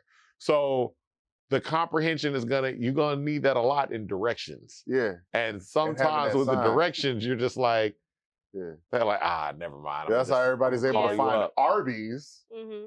That's I post videos on Instagram and TikTok, and I'll put the address on the video, and then you'll get that person to comment that says, "What's the address? Where are you located?" Oh, you see that all the time where people just say that. You gotta do some walk-up videos or maybe a drive-up video where you pass the restaurant, pull in, show people. That makes sense because people will see. I mean, I found it. I did find it, but I was just okay. The address, and they still. Yeah. What's the address? It's 2026. Just press the button and it goes directly there. It doesn't. Yeah. It's dang, how people get lost. Or even the menu too. A lot of people call and they don't read the menu. Oh, they've been like that. I've waited tables. That's the thing. I always look at the menu before I go to a restaurant because what am I ordering? Yeah. How am I supposed to know what I'm ordering if I didn't look at the menu? I'm telling you. But then they'll call and they'll be like, the literacy problem is right in front of our face for a long time. And I think we just been calling people either dumb or lazy. And I was like, nah, man, they can't read. Yeah. They can't. I'm sorry. They can't read. And I'm like, that's just it. Now, they can't read. And they embarrassed about the not reading. So that's going to come off as anger. They're like, man, you a horrible waiter. Oh, yeah. And I'm like, nah, man, you can't come back no, you can't read. Everything that you asked me is written in the menu. Very specifically. Which it'd be like, hey, do y'all got, nigga, it's right there. How about you read it? Y'all got that Sienna Sauce? You're like, this is, yes. Right there, it says it. The restaurant is Sienna. My name is Sienna. No. A lot of people come. A lot of people come and ask, like, no, the people who are the most funniest to me are the ones who like drive all the way to the restaurant, get there, look at the menu, then they ask me, "Do you guys have boneless wings?" I say no. Then they ask me, "Do you guys have buffalo?" And I say no. These are the only flavors that we have. And then they leave. And I'm like, you could have looked up the menu before you came and then saved gas. You know how expensive gas is? Or you could have. Now, why call somebody? Why no boneless wings? Why have you taken that stance? Yeah, I've taken that hard stance. Yeah, let's hear that. And it's a stance that I fully agree with. I agree with it too. Grow up. Yeah. All of y'all need to grow up. There's no such thing as a boneless Thank wing. you. Yes. What is it? What is it? It is a chicken nugget. It's a chicken nugget. It's a chicken tender. Tender. It's chicken breast. That's fine. It's a breast. Yes. Okay? And it just, my skin crawls. Oh, man. My skin crawls because I'm like, who came up with this? And we're talking to a wing expert here. This? Big Chicken. Tyson. You know? Tyson. I'm telling you. Who started calling it that? Whoever is pushing nuggets, it's got to be Big Tyson. Yeah. Tyson. I don't remember growing up with boneless wings. It's like as a kid, and I know how old y'all are. Yeah. And if I don't remember it, and I'll be honest with you. You know, once they cut them wings in half, and we started doing the flat drum argument. It used to be a full wing. It was a whole wing. We went from a whole wing. Even when I say whole wings, people don't even know what that is, but they know how to ask me for a boneless wing, and you don't know what a whole wing is. So we went from whole wing to split wing, and now we arguing over chicken pieces because of Tyson Foods. There's a dude. Tyson, I'm blaming y'all. There is a dude right now that works for Tyson who is making that bread. I'm telling you. Because of that. People, he was sitting there, he's like, these chicken breasts are dry. They're not moving. What if we told them, they called them boneless wings. Call them boneless wings. Just marketing. And when these companies own a lot, that's just kind of the thing. We were talking about Arby's. Arby's also, doesn't Arby's own Taco Bell? Yum Yum Foods? Everything. Yum Yum Foods owns Taco Bell. That's why when like you'll see something weird where they're like, why is Taco Bell selling wings? I'm like, the company that owns Taco Bell got a lot of wings. Yeah.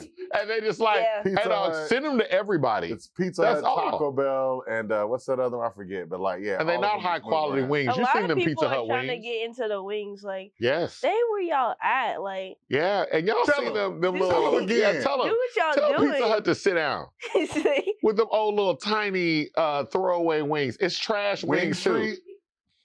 Wing Street. That is terrible. I've never heard a person go, I want the Wing Street wings. Let me go get Wing Street. And he'd be like, you want no pizza? You know what's the craziest thing I've heard is that Buffalo Wild Wings' best item is the burger. Absolutely. It is. Buffalo Wild Wings. No, Buffalo Wild Wings' best item is always the burger. Buffalo Wild Wings. Yeah. And your best item is the burger? Hands down. This is why I have to only sell wings. Because I don't want nobody to come Sienna Wings and be like, oh, their best item ain't even the wings. And the name is Sienna Wings. That's why I said all I'm doing is selling wings.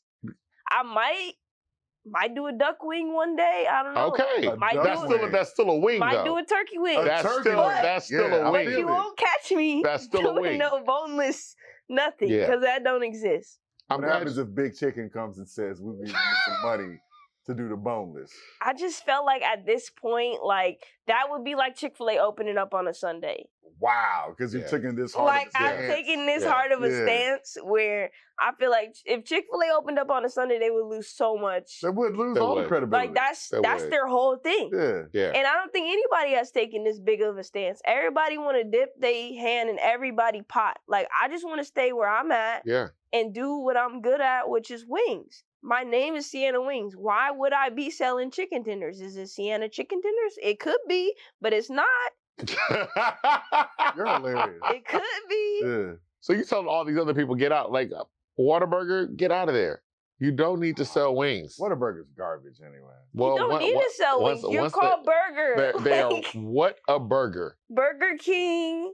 Pronounce it right. Call it what it is. You know how to pronounce it. Whataburger? Whataburger. Well, I'm not. First of all, it is Whataburger now because it's watered down. If you put the name of the item in your name, you should only be selling that. You should only be selling that. Like Raising Cane's should get into Cane's because they are not good at chicken. Sorry, I'm sorry. I don't. I love Cane's. You love Cane's?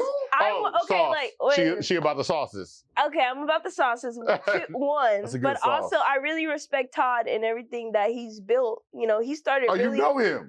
I don't know him. Okay, but he's my mentor. But he doesn't know that. Oh, okay, he's the dude you follow. He don't know that, but he's my mentor because he has that same kind of thing too. He picked one item. Yes, he did, and he's selling. And he stayed on that way. You know what? Let me take. I'm fine then. I'll take back my Raising Cane's hate. He started young too. I still don't go for y'all, but yeah. He grew his business and he focuses on the tender. And he keeps it on that one thing. Yeah. Yes. That's it. He only like sells In-N-Out Burger, the best commercial burger that you can get. Toast. Wait, toast, right? Yeah. Toast, coleslaw, fries, tenders. Yeah. Even that sandwich is just like take the tenders, put it on the sandwich. That lemonade. He's not probably gonna do the sandwich. That's what I'm saying. He's like, you gotta buy 2 toasts, pay that extra toast, and then make your own sandwich. You're right. But like for Sienna Wings, that's where I got that too. Like them and Dave's Hot Chicken, I was like, I'm just going to have a simple menu. And right now, like you go to a lot of these places, they just have too much. People's attention spans are like, I'm having a hard enough time marketing 1 bottle of sauce. Imagine me trying to sell y'all a burger, chicken tenders, chicken nuggets, and chicken wings. Jack in the Box. I don't know what I'm going to be posting today. Jack in the Box is I need one complete video. Master of none. But Jack in the Box does a good job by just saying, can we put everything in the fryer? So if they're like, yo, if we could drop everything in the fryer, we're good to go. Like the burgers are over here and then everything else, we just drop it in the fryer. But Jack in the Box also never said, we make good food. Jack in the Box said, hey, are you high? Come through. Yeah, that mushy meal, we're open late. Like if you have less items, like you shouldn't be messing up. Like that's true. The consistency has to be there. When you see these companies start to add more items, then you see stuff it start to decrease. Like everybody can't be the Cheesecake Factory. You can't be everything all at once. It's hard. I mean? You can't be everything all at once. It's too much stuff to do where it's like cleaning stuff and keeping up with inventory of all these different products. I imagine it's a lot easier because you have wings and you have mac and cheese, correct? What else do you have? Fries. Wings, mac and cheese, fries. And then Pepsi brings in the drinks. Yep. You just got to mix the water and the syrup. Not even that. They get bottles. We refuse. We refuse to get the thing. Really? We're not trying to be like McDonald's. Give y'all a cup of water and then y'all and then everybody's doing the thing forever. I was doing that. So that dude got so that one dude shot that lady accidentally. You saw that? What? Yeah, it was at like a Taco Bell or something like that where you gave them cups for water to go to the CO2 machine and they went and got a soda and he pulled a pistol on him. And I've never heard of that. Over pistol whips the woman. Oh wow! And accidentally goes off and grazes her forehead. That woman got pistol whipped and shot over like over soda for like is never that. And over like 2 cents worth of syrup. Because that's the other thing too, where I was like, I'm never gonna trip on it. Like like if we did get a soda machine and people did do that, then obviously I would do that. But you just don't give them the option. I've done it. You just don't give them the option, so you just don't give them the soda machine. In some ways, it's cool, but like you can't really sit down and eat there, right? No. Yeah. But that's like people with the bathroom thing. Like you gotta buy something to go to the bathroom. Like just let the guy use the bathroom. Like he might see something on his way to the toilet and end up buying something anyway. Yeah. Why are we making people like pay for everything to go to the bathroom? Capitalism. What if they bought something the last time they was here and they just had to use the bathroom this time? Now I gotta get a cafe cappuccino. It's capitalism. Y'all gotta see I Love Boosters. Boots Riley. That's literally what he was talking about in the film. Back to it. No, but the restaurant is set up like that wing restaurant pickup setup, but it's good. It's good. It's good. And I like that you mentioned the fact that it's your wings are not they're heat tossed. Yeah, they're heat tossed. Like they are, and they're not breaded either. They're not battered. No, they're naked. Yeah. They're halal. We have halal ones. So we created a new concept. It's called halal wings. So basically our whole wings. So all of our whole wings that we sell, those are halal, so that we can differentiate the halal wings from the non-halal wings. Really? Okay. So So then you'll probably see in a few years somebody else pop out and be like, "Oh, we have halal," but just know The name came from Sienna Wings. You're gonna trademark We started trademark first. that. Yeah. Get on that first. It's already in the stream of commerce. You just said it. Yeah. You know what I'm saying? Yeah, we've been selling it for months now. Yeah. And we sell those with the cornbread. So that's what we launched, the whole wings and the cornbread together. And we do those East Coast style. So what's East Coast style? So we're from New York. So you go to the Chinese restaurant, you get the fries with the ketchup all over it and the sauce, and then you get the whole wings and they put the sauce all over it too. So that's what we do. So instead of us tossing the whole wings, we do a drizzle on top, like how you do it on the East Coast. And then we have a dirty fry, which is like our spin-off of like at the Chinese restaurant you go and you get the fries and they put the ketchup and fries all over it in like New York. So we try to give some of our little New York like traditions. We try to put like the East Coast of the South. What borough are you guys from? See, we're from Brooklyn. Oh, sweet. Yeah. What part of Brooklyn? My mom, she's from Bed-Stuy, and I grew up like Sunset Park. Sunset Park. What time is it? we all saw the movie. You know what I'm saying? I didn't know what you're talking about. Exactly. You never saw Sunset Park? No. Oh, you got to go to Ash and Bob. Is it about Sunset Park? Yeah, it's about a basketball team in Sunset Park. I think they call it Bay Ridge now. I don't know. Yeah. Who was in that? Fredro Starr. Who you wouldn't know that Onyx? You wouldn't know that is either. There's no idea who the people are. Yeah, I found some of my mom's CDs and I've been playing them. He dated Brandy. I know who Brandy is. Okay, there we go. He was on Moesha. There we go. He was on Moesha, like boyfriend that she had who was light skinned. Moesha had 4 bald boyfriends. Yeah, but I clarified he was light skinned. I think Usher was on there too at one time. Yeah. You know, Moesha had a lot of boyfriends on that was the guy that she was dating that he had a problem with her being around Usher, her boyfriend. That's Fredro Starr. Oh, that was Fredro Starr. Okay. I believe Fredro Starr. He wasn't Coach Carter. He wasn't Coach Carter. But Coach Carter, that's also older. I've seen that movie. Okay, Coach Carter. Coach Carter, that'll get you. I don't know. That'll get you. I've never been a movie person for real. Like, I watched movies with my grandma growing up because, again, we didn't have cable, so that's it. We watched that and PBS Kids. I don't even know where PBS Kids is now. But, Trump but PBS Kids was good though. Trump got rid of all that. PBS Kids had a lot of good shows. It's online. They still got PBS stuff. They tried to defund most of it, but it's still there. It's still I really like those shows. Yeah, they on Threads. Follow them. They getting traction.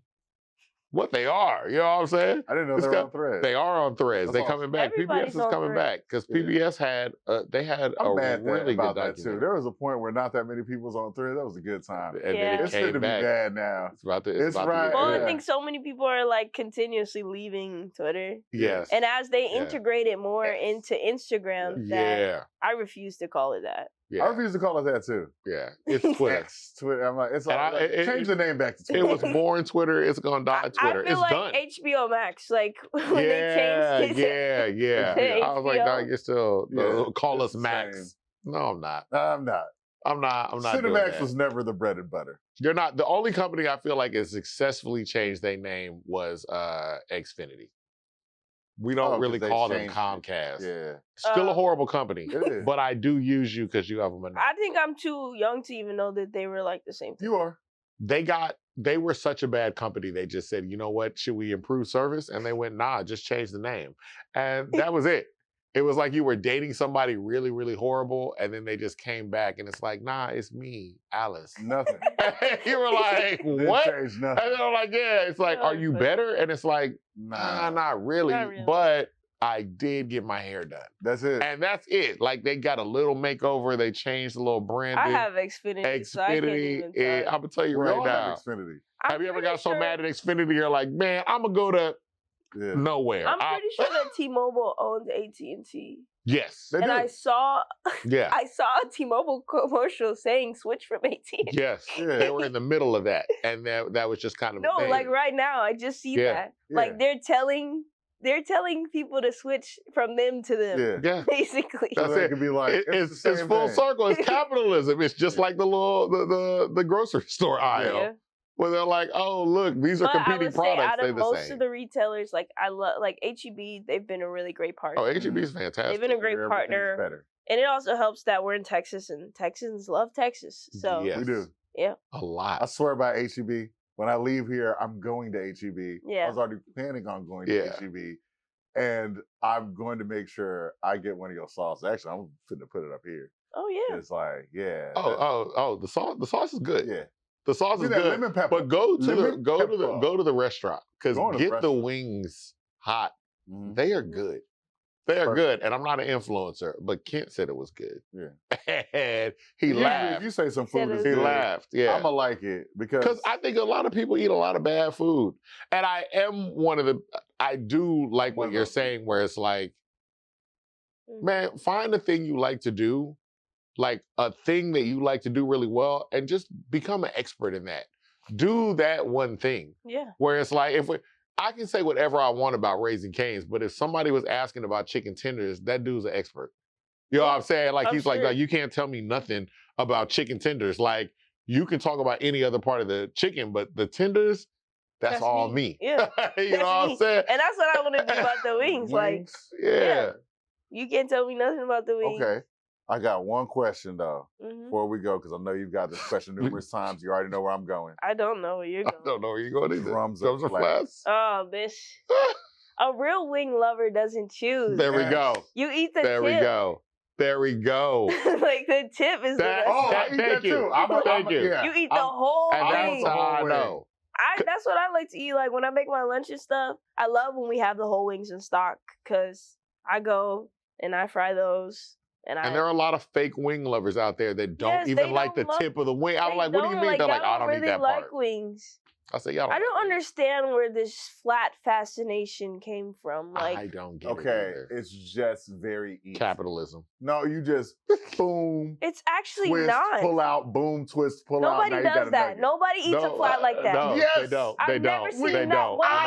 I've been doing that for forever. If I brought you wings right now, I bet you biting the side, turn it around, I think everybody just puts that. No. Here's the thing. How is that harder than the little mini drumstick? It's literally the bone is in the center, and you eat it around. I don't have to do this. There's no. You just gave a 3-step direction for a wing. Boom, twist, flap. 1, 2, 3. Okay. Yeah. It's worth it. Drum. No. Boom. Yeah, but then I'm not doing all of that. What? Right? I'm not eating. I'm not going to eat. No, I'm saying, like, you know how niggas don't eat like I really want to understand why people, like, don't mess with drums. Like, I love drums. I like all pieces of wing, but I prefer drums are just, like, they're easier to dip. So easier. For the people who love rams, they're so much easier to Once dip. you pop it out, you got like a little Your hands are so sticky at that point. Thank you. You done put all 4 fingers on the flat. Yes. And now you're gonna dip You it. can one hand. You can have one hand free. I can be on my phone and eat drum. I can eat the drums. Who's eating on their phone like that? Who's eating on their phone? America. Man, this is a to-go food. It's ready to go. It's ready made. Right here, set up. But I can pop, lock, and drop it. Yeah, people be using all 5 fingers to eat wings because they're eating the flats wrong. Yeah, they're eating the flats wrong. We're not eating them wrong. We're eating them the way we want to eat them. Yeah, okay. I cut that all flats thing out. So we're not doing that. You're not all flats. I can't go up there and be like, it's a very rare day. It's not a consistent thing. That makes sense. It's not an option that we offer all the time. If we have extra chicken, then yes. But it's like you let one person do it, then now the next person gonna want to do it. And then now I'm looking at a container full of drums. So the next 5 guys that come in, when they order a 12-piece, I gotta give them like 8 drums and 4 flats. Because, and then they're gonna complain. Because they're like, why I got all these drums? Ask your buddy who ordered 20 flats. Ain't got nothing to do with me. But I understand. I'm equal opportunity wing. I went to this one wing spot. It's not like they're making more flats than drums. Yeah, exactly. They're making wings. The same. And I have to admit, I got whatever piece I got, but like it was this wing spot, like they gave me mostly drums, maybe 2 flats. I looked at it and I was like, I mean, I'm really not bad. Like, I'm fine with this. Like, it's all good. And that's why I just don't believe people are. I try to split it evenly so that doesn't happen because if you let people do the all flats thing, then they be like 30 all flats. Then that's too much. They just bang you over the head. Yeah. Like, that's why I said plus you're getting less meat. You are. And that's all you're doing. You're negotiating a way for less meat. That's all. That's and then all they'll charge like like some wing spots will charge you more. Yeah, I charge. To get all flats. Mm-hmm. It makes sense too. Yeah. You have to. Because I basically have to open up another case to make the cases to equal accommodate again. you. Yeah. Shaking and you know who wins? Because I have to make big chicken. It's gonna be uneven.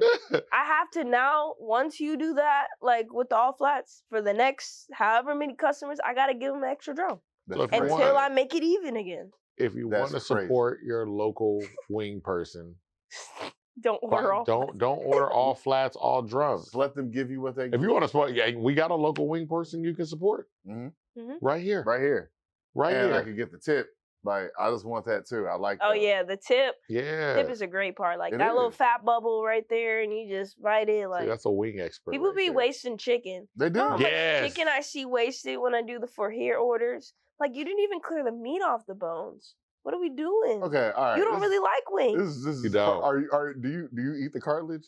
Do you go in? No, but I suck the bone. Okay. I will. I eat the cartilage. I eat the cartilage. There's seasoning in there. It looks like an artifact when I'm done. This looks I don't even see people get to the cartilage. Yeah. I can still see meat on the bone. Dip it in the sauce too. I stopped talking to a girl after that. I was like, she don't even eat the full wing. Yeah. God, you too wasteful. You're going to waste my money in life. Yeah. I can't deal with this. Just they order also said less you're gluttonous wings. if you do Instead that, of them ordering less wings and eating the full wing. Yeah.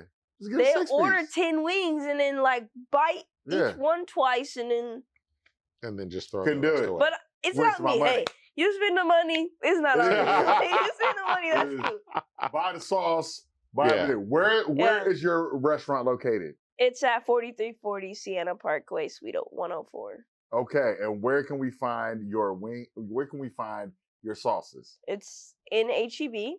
It's called Sienna Sauce, and you'll see it on the shelf. Yeah. Okay. It's not just for wings though. A lot of people get that misconception. It's actually because it'd be great on a trill burger. Yeah, it's great on a trill burger. There we go. It's great inside of mashed potatoes. You can use to spice it up as a marinade in your collard greens. The lemon pepper is delicious on salmon. It's great on wings, but it's even better on salmon. If you get a rotisserie chicken and you put the lemon pepper over it, putting it in the oven on broil for about 5 minutes, you're in heaven. You put it on the back of the sauce.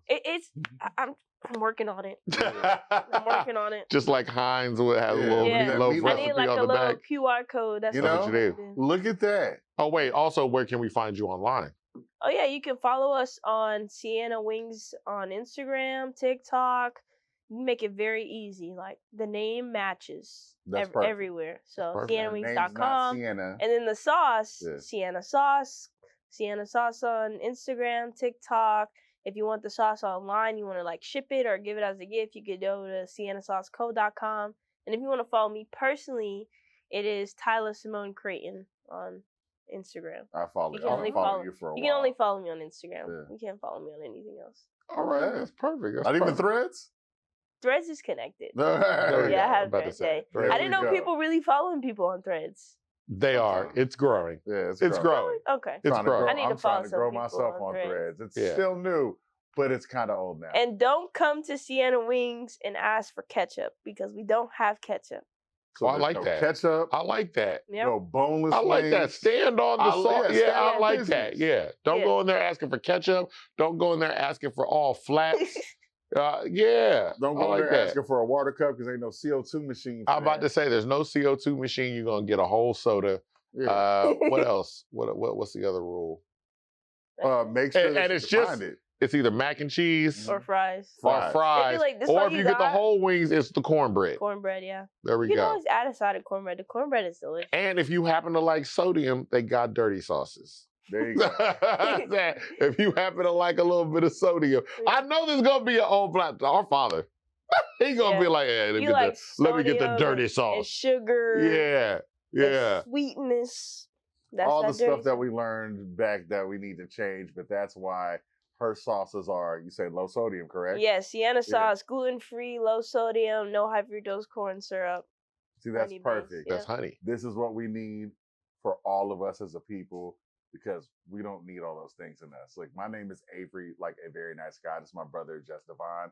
This is In My Humble Opinion podcast. We've had Tyla with us of Sienna Sauces and Sienna Wings. Go support. H-Town, it's too sweet. H-Town, it's too sweet. Goodbye. And that's cut.